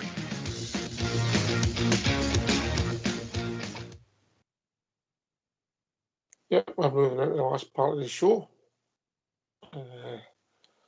Right, aye, the Mara quarter-final League Cup. Listen, 3 competitions a week. Arguably, it's not our priority, but as Bridgeman says it is, it's the next game we've got to win and move on, Southside, then AK. Aye, but it's part of the 3 trophies that you can win, and always think if you can get the first one in the bag, it gives the club a whole lift. And when we used to, I can remember back when we used to win certain cups, like the Skull Cup, man. I think we won it near enough every season and all that when it was the first trophy to be won. And I just think it gives everybody a lift at the club. And Clement managed to do it last year. So I'd like to hope that we just get the job done. We're getting the feel-good factor. The whole support will be going there tomorrow. I believe it will be a right good atmosphere. And all we're looking for is the players will just put a performance on the park. And if we can get a couple of goals up, then that's what we're looking for. So everything's all tailored to go there, and it'll be a part of the atmosphere, I think. And it's just about us. It's about the players doing the job, taking the responsibility, and making sure that we get that victory tomorrow. They've had plenty of time to prepare for it. So that's what I'm expecting them to come out early start, fire quickly, and hopefully get that early goal, and then capitalise on it and get the second, and hopefully the third, because we're due to get another few goals in a game. So it'd be good to get that feel-good factor at Ibrox tomorrow night. Get the whole place singing Ibrox on here just for Albert. Aye, he'll be singing it tomorrow when he's sitting there in his seat. Aye. You'll need to learn the words first. Oh, he knows the words, mate. He knows the words. I'm sure he does. You'll get there, Albert. You'll get there. Yeah. Aye, what are you thinking? Is Bridgman right? Aye, of course he is. It's short term now, isn't it? We can't afford to look further than one game at a time. And it's a cup. It's the League Cup. We're the defending champions, the holders. So Ibrox expects the players, the manager, everybody collectively, we've got to deliver and lift the cloud a wee bit. You know, give us some positivity for a change, and and let's send the supporters home happy.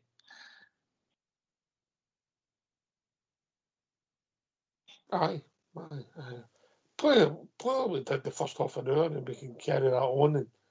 And I'm not saying you'll play a whole game like that, Southside, but if you play the vast majority of the game like that, the punters will be pleased and you will score goals. Aye, we've got to be on the front foot for the off, you know. It doesn't matter how Dundee's going to approach the game or what their system is. We've just got to make sure that we play on our game, and we've got a lot of movement. We dominate the ball, but most importantly, we create chances, and when they're created, they need to be finished. And we've seen on our day the last time, and although it was you can only play and score against the opposition that's in front of you. And the last time we scored the 6 goals, we only had 9 shots on target, but we converted 6. So that's what we need to do. We need to get the completion rate up a lot higher. When we create the chances, they've got to be completed. And hopefully tomorrow it will start to click with whatever team he picks. And then once you've got that game by, we're on to the European game, which will be a totally different game altogether. But for me, we want to get into the semi-final. That's the most important thing. Aye. Of course, everybody will looking for a trip back to, looking forward to a trip back to Hampden. Aye, we're just out the place when we went back. Just like us, eh? I've got some stats here, Oxshare, if you're interested in them.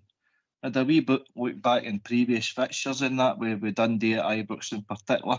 We've got quite a fair record against Dundee, as you would expect, right enough. And we've scored plenty of goals in recent fixtures. The last one we won 5-2 at Ibrox, but in the last 22 games we've beat them 20 times. The last 17 games we haven't lost to them at all.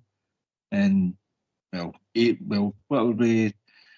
Rangers are 74 to lift the cup if anybody fancies is going on to lift it. So it's something to look forward to.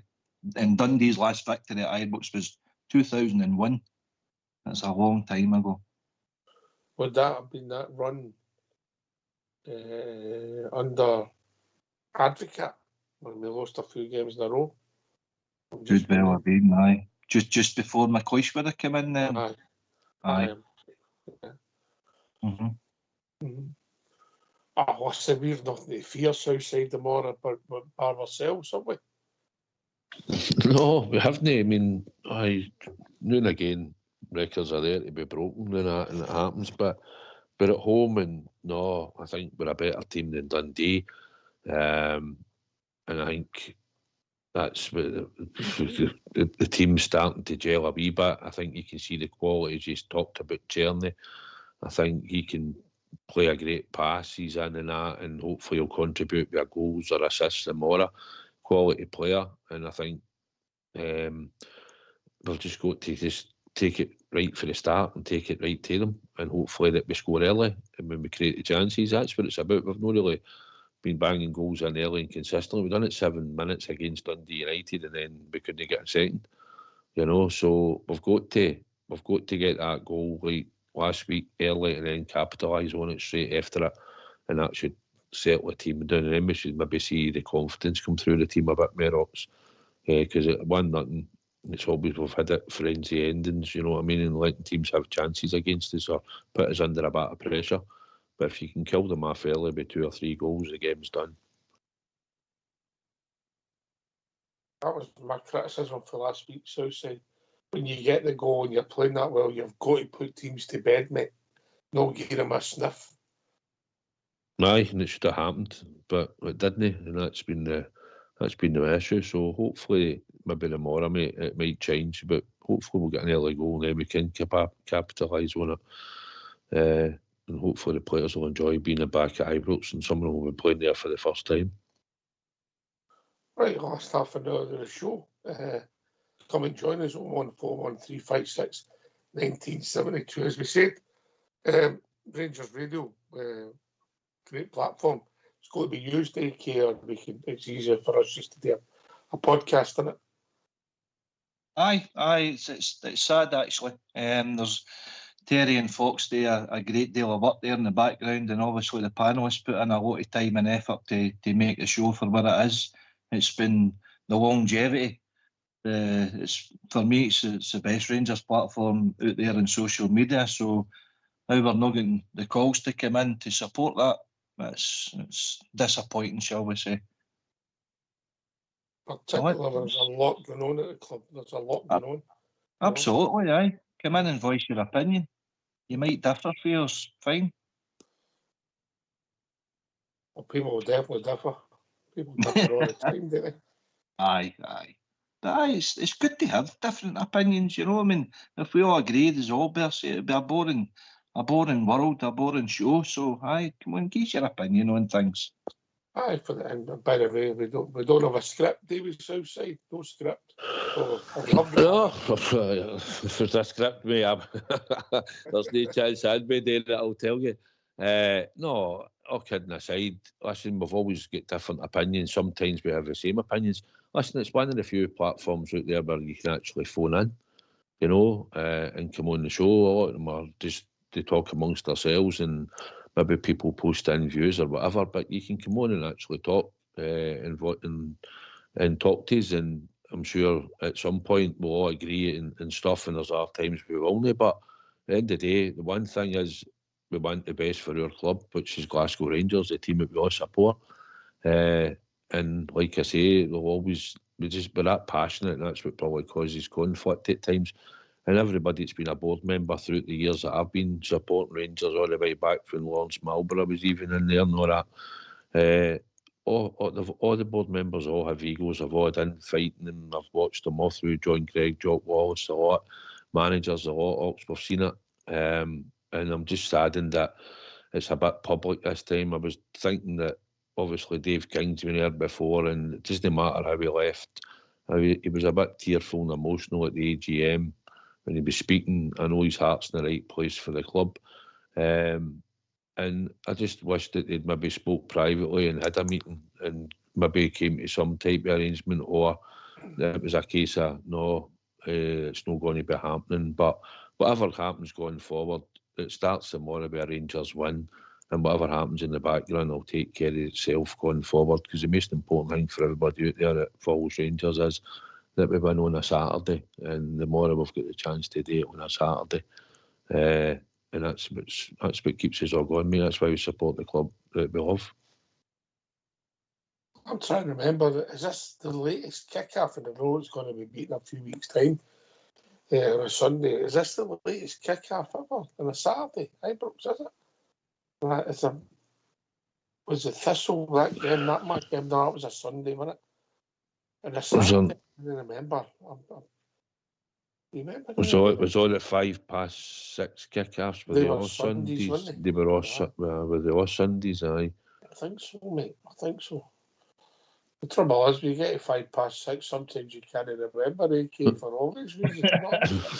I would the rate we all drink it, aye, that's for sure. I remember actually playing Dundee in the Scottish Cup. I think we were doing the Championship and we beat them 4-0 at Ibrox. I'm not sure where that was. I think that was a Saturday evening game, so it might have been about 6 or that. You remember the game? Aye. Well that day. Dundee United beat us in the semi at Ibrox. I think that year. Aye. Dundee, listen, as I said, Southside, I think we'll win tomorrow. I think we've nothing to fear. I just think, but we'll have got a young, inexperienced team, blended with some experienced players. You know, if you take Cropper and Suter, and if Dessers plays and Tom Lawrence plays and Cherney plays, there's still Tav's playing. Yeah, you know, there's still a lot of experience there. You know. Aye, there is. Even if Balogun started, you're adding experience again into the squad. You know, if he started, there is enough experience there. It's just about us performing on the day, making sure that we do the right things. We don't give up any chances to Dundee. We'll come with a game plan. We've got, I think, Fraser, Simon Murray up front. I think. Not a bad player, mate.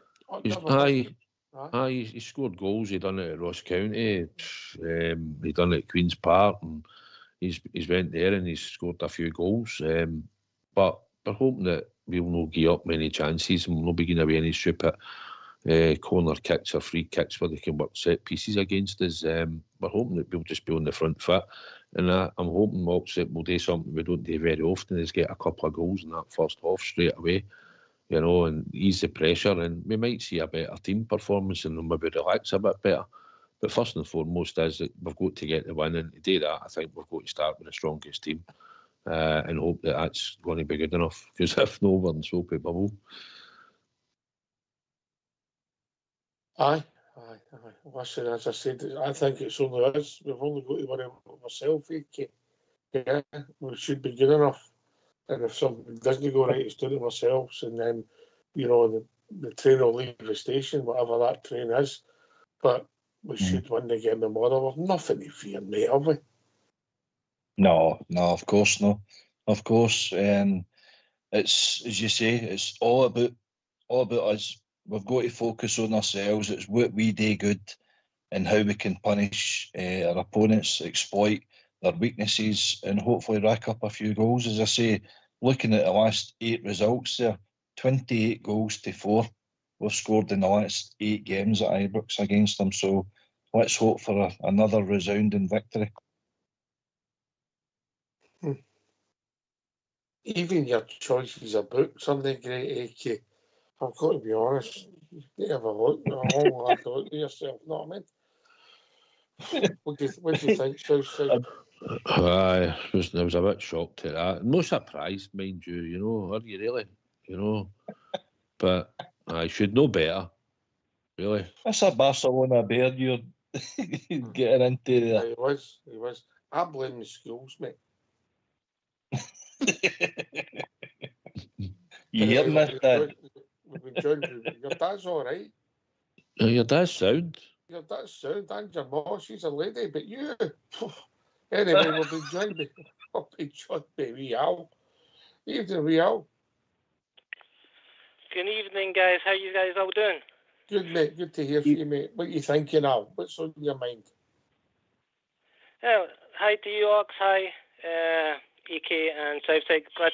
Nice to see you back. Oh, sorry. Oh. Got my phone on silent.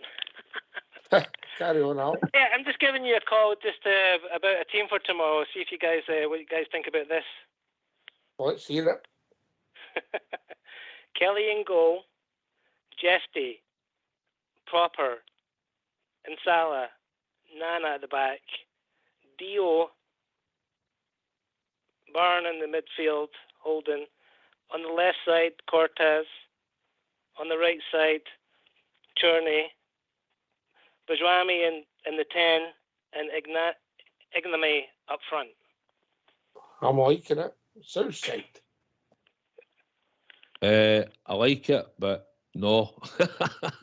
But I'd like to see it. We want change, you know. You want a freshness, you know. But I just think, listen, we need to make sure we win tomorrow. It's no experimenting time. I know we've bought them and they're here to come in and play and all that. But no, I think he'll go. Will probably be Suter and proper, or I wouldn't have been averse to Balogun starting as one of the two no playing and playing Balogun tomorrow maybe.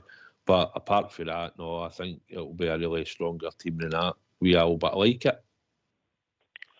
Yeah, I just thought I'd say that because it's kind of not a trick question, I guess, but it's if you think about it, that's his 11 players, and we always say we'll judge him on his players coming in.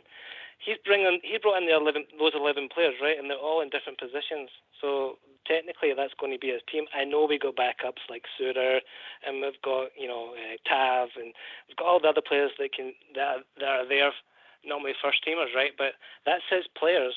And it's just interesting. It looks like a 11. And I remember listening to Fox when he came on last week, and he was talking about the same thing. And technically, we've got two decent teams, I guess, you know. You had a point there, mate, AK? Aye, just think of that team there. I think only Cortez has played at Ibrox before, the other 10 haven't they? AK, that's his as a Rangers player. Liam Kelly's never played at Ibrox. As a Rangers player. Has he never played at Ibrox?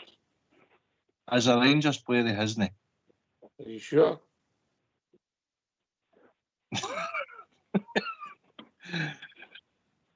You've got me there.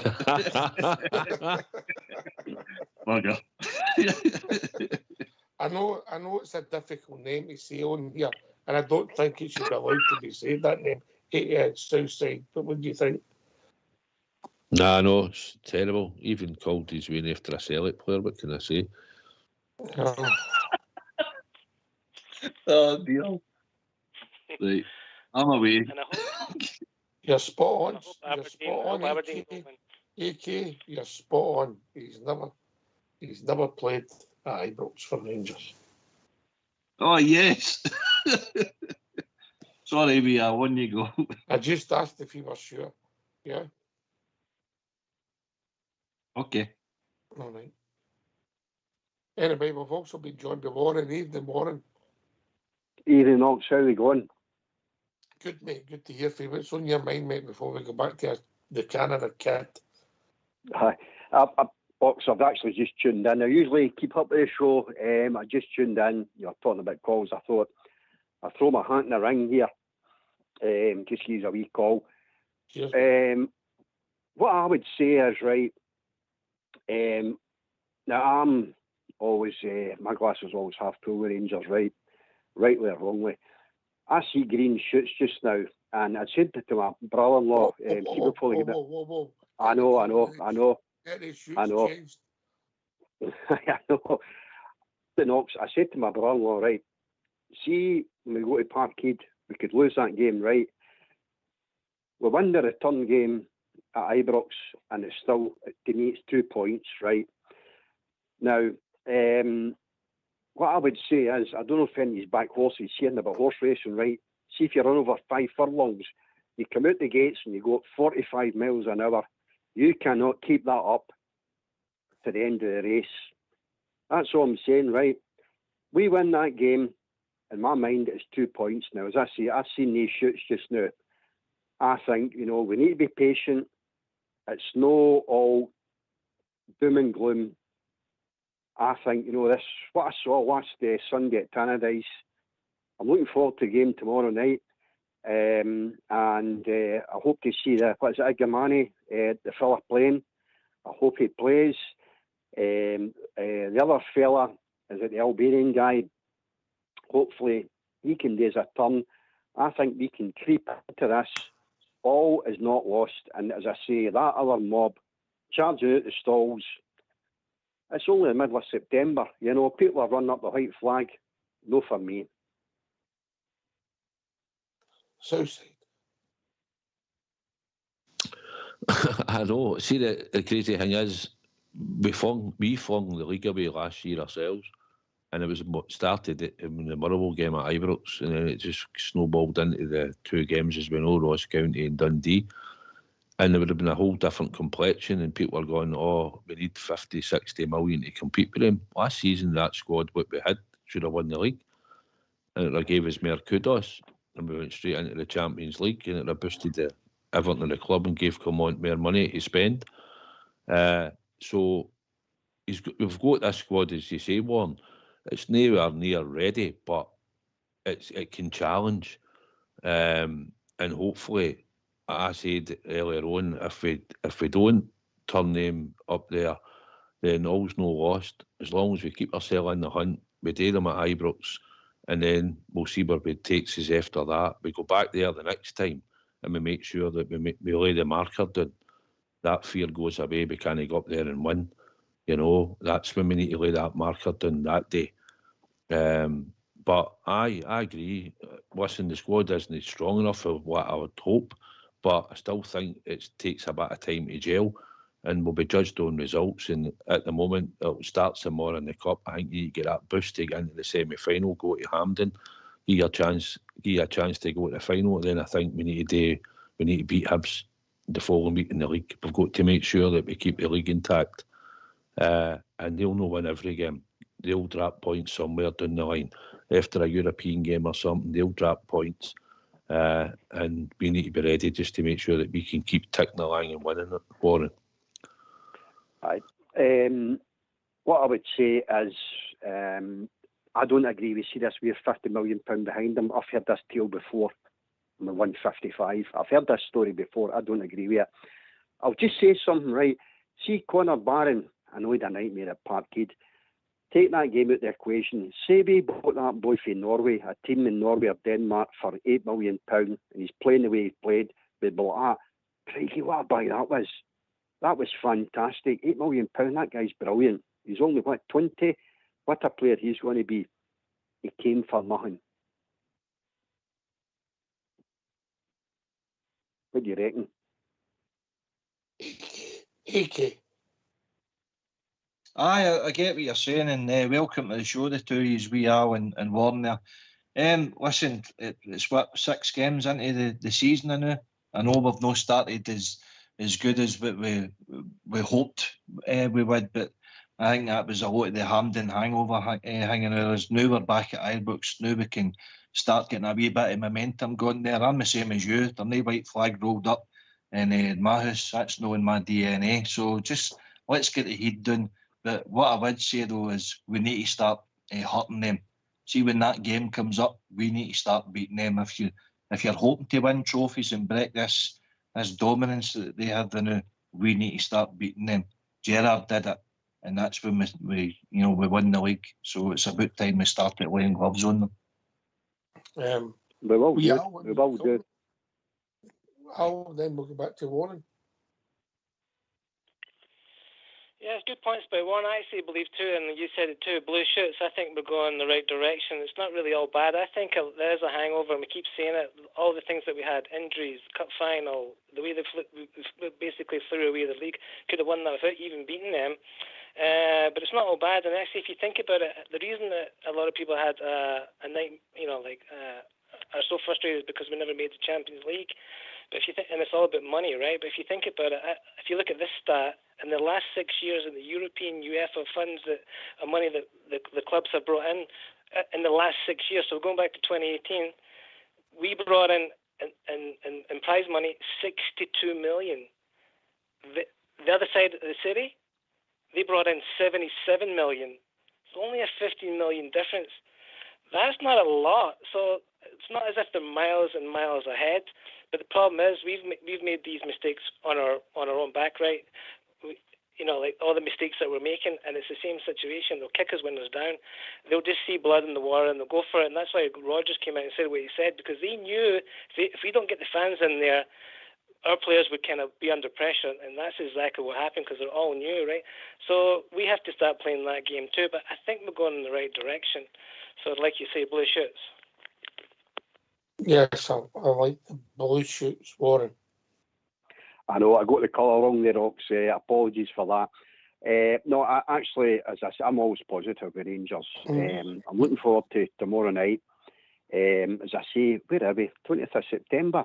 Well, apparently they've won the European Cup. They've got the league. They've got the Grand National, the Eurovision Song Contest. Good for them. Let's see what happens in March or April. Back the manager. We can't keep chopping and changing managers.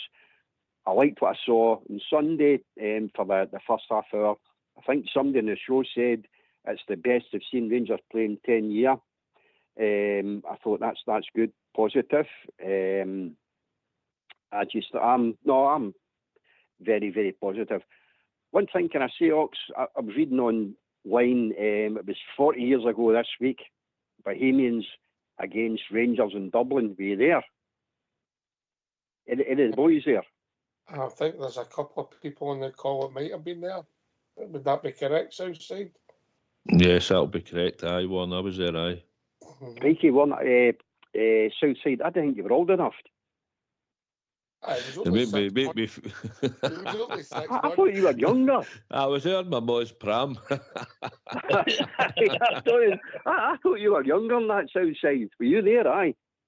Aye, mate, I was there, aye. I was here in the Paisley West End bus. Paisley West End. Obviously, I couldn't be there, Warren. You know, it's not physically possible. You know what I mean? I'm there on the Tradeston. There you go. Aye, after I went to Tradeston, I'll tell you about a couple of pre-season tournaments, early 80s. We went to, I think it was at Wales, and crikey, what was the other one? But can you mind pre-season tournaments? Vaguely. I went to Tradeston because your bus, see if I never went to any like games like that. I think we went to Tradeston into the Bradford benefit game. Monty was the guy who ran it, was that right? Aye, it was at the Bradford game. I had a young boy at the time, you know. The Chelsea game. Talk about the Chelsea game. Aye. Down at Stamford Bridge. Aye, can I tell you something? Well, we had a boy who worked in the one, they stayed there, you know, so we were down there with him. And then we were on the tube and we go to, is it Fulham Broadway was at the station. And I mind at the time, it was all football hooliganism in England, and Chelsea were the worst. And we were all cracking ourselves, you know. And the boys like to say, listen, hide your scarves. So we like, scarves are in the jackets. We come out the station, right? Polish horses were holding the Chelsea fans back, and it was a massive crowd, and they were all chanting, "We hate Celtic. We hate Celtic." Christ, the jackets were open, scarves were out. They were like that. They greeted us like heroes. And that was the Chelsea fans. It was brilliant, so it was. Aye, interesting. When would that have been? That would have been about 80. That would have been about the same time, I think. Maybe 84 later on in the season. I'll still get a programme somewhere for that. I'll check that out for you. But I'm sure it was a Thursday night. I'm sure the game was a Thursday night. I think it was, well, obviously, it would have been organised very quickly. It was short notice, wasn't it? Aye. It was one of the times, see when you're a young boy, maybe about 18 or whatever, I can't just mind, but I went everywhere with Rangers, you know, abroad and everywhere, you know, you went through that 10, 20 years when you just went everywhere with Rangers. It was 1985, was it, Forderly? That's a year you were Boardroom, wasn't it? No, a bit later than that, mate. Got to go a long time. Does one ever go to the team? Oh, crikey, there's one. I'll tell you this. The Chelsea team that night had 5 Scots in it. Pat Nevin was one. Aye, Pat Nevin played for him. McLaughlin played for him, didn't he?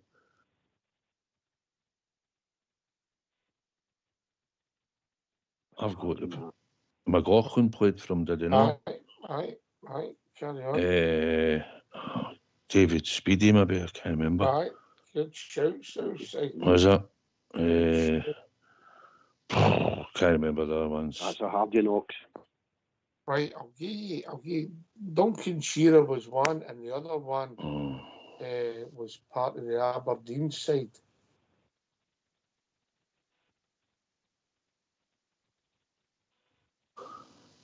Wasn't he Doug Rugby, was it? It was Doug Rugby. Was it? Oh, listen, he's the medals now.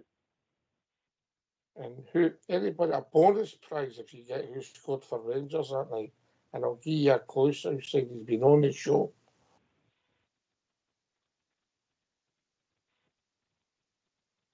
McPherson? No, I was going to say Big Davy McPherson. No. No. Can't remember. I can't either, no, I can't either. Crikey. I've got a programme, I know. Hugh Burns. Hugh Burns, crikey. Aye. That was a great trip, that. It was a great trip at the time. And if people think our team are that didn't compete now, if you take that period, 84, 85, 86, we might have won the odd trophy, but in the league south side, the stats tell you, did not compete at all. No, we certainly didn't. People think some of the team's bad now they're watching, do you know what I mean? But aye, listen, it was just about trips back in the days, wasn't it, Warren? Do you know what I mean? Listen, aye, Southside, wait, I mean, you can't see it. How old are you? I thought you were a lot younger. Wait a minute, he's getting straight dread, he's not going to put that. Can I ask you a question? Can I ask you a question? Have you got any bus passes? No, I've not got a bus pass. I've got me of a scooter I can scoot up and down, but I've certainly not got one of the buses. I've never near a bus pass yet. Aye, Southside, I honestly thought you were younger. I did. I don't know why. I just thought you were younger. You know, I wouldn't have thought you were at the Bradford benefit game. Aye, he's got a whole new look now. Hold on, right? Well, wait a minute, right. Right, hold on, I've just found this. Want me to give you the Rangers team? Aye. Right, I'll have a go. Right, who do you think was in goals? Must have been the gas meter. No, I'm a goal. Nicky Walker. Nicky Walker. Scored it in front of him. Aye. Me? Aye, you know. Of course I have. I just managed to scramble that programme, you. Brilliant. What do you make of that? I never cheat me. Oh, I was just listening to that. That was way before my time. And actually, Southside does have a bus pass. I've seen it. It says OAP on it. No, you don't need to have an OAP to get a bus pass. I'm just joking. You carry on. Al. You're doing a great job. No, I'm sorry. He knows I'm joking. No, I'm just thinking, I love you guys talking about the past because some of that was way before me, but I know you guys were talking, just off subject, I know you guys were talking about goals last week, and nobody mentioned Gary McSwiggan's goal against Marseille. I thought that was one of the best goals I've seen. I remember walking up to the stadium and somebody said, "Oh, we'll beat this pub tonight." The rain was pouring down. They'll not like playing in the rain. We never get a ball for the first 80 minutes outside, did we? I'll ask you. Well, tell you what. It was a Thursday night, right? It was a 7:30 kick-off on the 16th of May, 1985. And how much do you think it was for the terrace? Right, 1985.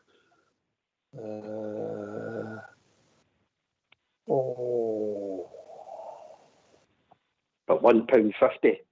Oh, you're close. £2.50 I was going to say. £2 for the terrace, and it was £5 for all seating.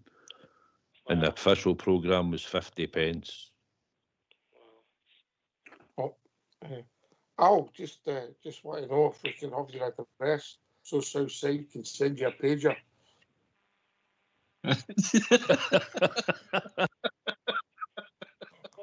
Oh, I just got that there. Yeah, I was a bit slow in the uptake.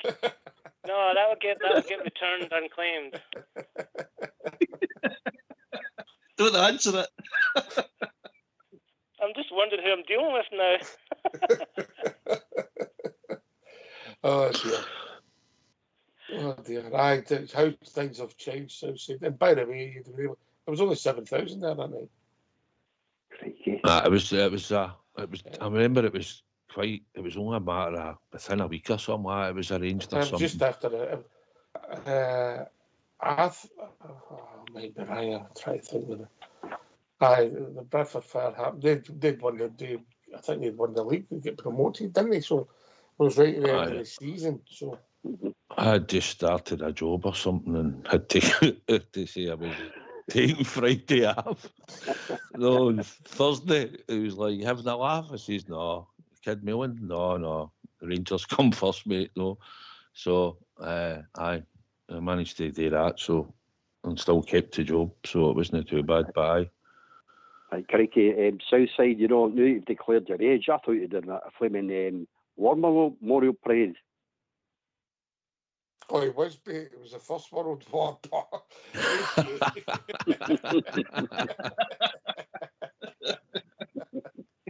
Oh, Southside's getting it tight tonight. I love it. We're going to go for another hour. Thanks for coming on, Warren. Right, no bother, Ox. Listen, I'll speak to you again, right? Oh, no, Warren, you're staying on. You fancy coming on to the panel, Warren? anything else you want to know, Warren? No, might as well carry on. Well, listen, I'm actually shocked, Southside. I don't know why. I just thought you were a lot younger. And as I say, see back early 80s and that, what we used to do was see all the pre-season tournaments. We went to Lille, and I'm sure I went to the pre-season bus with Monty. I was a Paisley West End bus. And then there was another tournament we went to. Antwerp was another one we went to in the mid-80s, early to mid-80s. Went to Antwerp. Do you mind that one? Aye, I see the one that I remember the Paisley. I think it was the Paisley West End True Boys. I think. Aye. I remember going there. I went with them to Munich in '89. I was doing London then. Travelled on their bus to that one. That was an experience, I'll tell you. Aye. Second leg of European. Aye. That was the one when they done us at Ibrox in the first game, wasn't it? We've done all right in Munich. We had two good chances in Munich. Butcher and Morris Johnston had two good chances, I'm sure, that night. And I think who was it played midfield for us? He was outstanding. I tongue that got a kick of the ball. Who was it played centre mid that night? Mate, I'll tell you shortly. Oh man, somebody played in there out of position. He was absolutely brilliant. So he was for us. But we two big chances in that game, and we could have done them 2-0. Bayern Munich.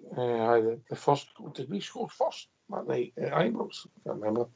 Macarelli was playing for them, wasn't he? Was it Augenthaler scored the one, didn't he? Smashed it for about 30 yards. I remember that. That was some goal. I was in the old Olympic Stadium that game. Back in '89. Some support through there that night in Germany.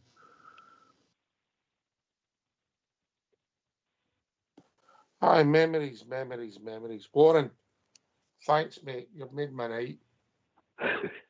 People are off. I tuned in about half an hour ago and they were talking about callers and to the show and that, and I thought, Christ, I'll just use a quick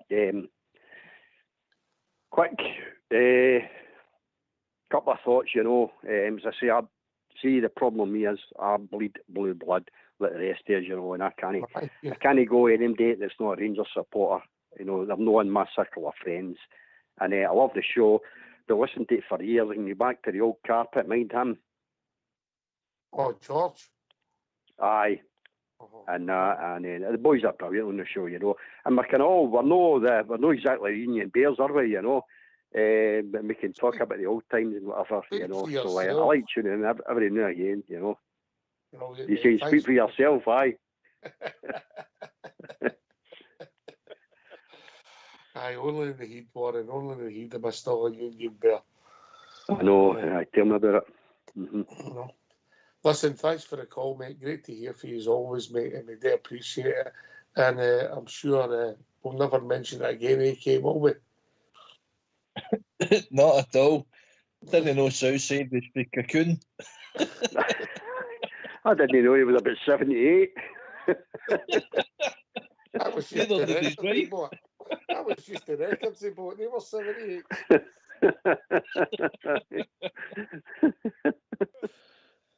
Aye. On Mull CB. Listen, thanks for the call, Warren. Last word for your good self. We out. Yeah, it was great calling in tonight. Thanks for having us. Really good. I do love the old conversations and Rangers Radio. It's a great family, and I know there's tons of listeners out there listening and not calling in. I know that all the Rangers fans were all a little bit jaded, we're all a little bit down, depressed. But there's only one way we can go, which is up. And so yeah. And it's the callers that make this show, because all great callers all through the years, like Robert Weatherall's passion, Kenny when he called you complaining, and there were so many good characters. So hopefully we can get someone back on, But thanks again, guys. Have a great night. Oh, Kenny, I forgot about Kenny. What a man he was. What a man. Ones that stand out. All right. Cheers, mate. Cheers. Last word for your good self, AK. Great end to the show there. Thanks again to wee Alan Warren for coming in and giving us a chuckle. Going down memory lane with Southside. Brilliant. Great to be on with yourself, Fox, and Southside, the techie team in the background, and hope everybody enjoyed the show. On the Rangers. Yeah. Southside. Aye, I can't believe that's how long ago that was. What Warren says. But hard to believe. Aye, memories of Dallymount Park, wasn't it? Getting chased down the streets with a Garda. To follow the Rangers up to now, it's been an experience, mate. But it's good to have a good show tonight. You never know where it's going to take you, and it's good to hear some people phoning in and joining in with the banter and talking about the club that we all love. So it's on to tomorrow, mate. It's always about the one team with the one crown. So hopefully we'll get the job done. It'll be 3 points to the famous Glasgow Rangers. So thanks for having us on. Here. Thanks to Warren and Al. Warren stole the show tonight. Thanks to Al, all the way from Canada. Thanks to Southside, young Southside, and All Day K for doing the show. Thanks to Fox and Old School Blue for doing the technicals. Rangers and Radio will be back Monday due to the unusual kick-off time. The boys have got a social life. Thanks for listening. Take it away, Old School Blue.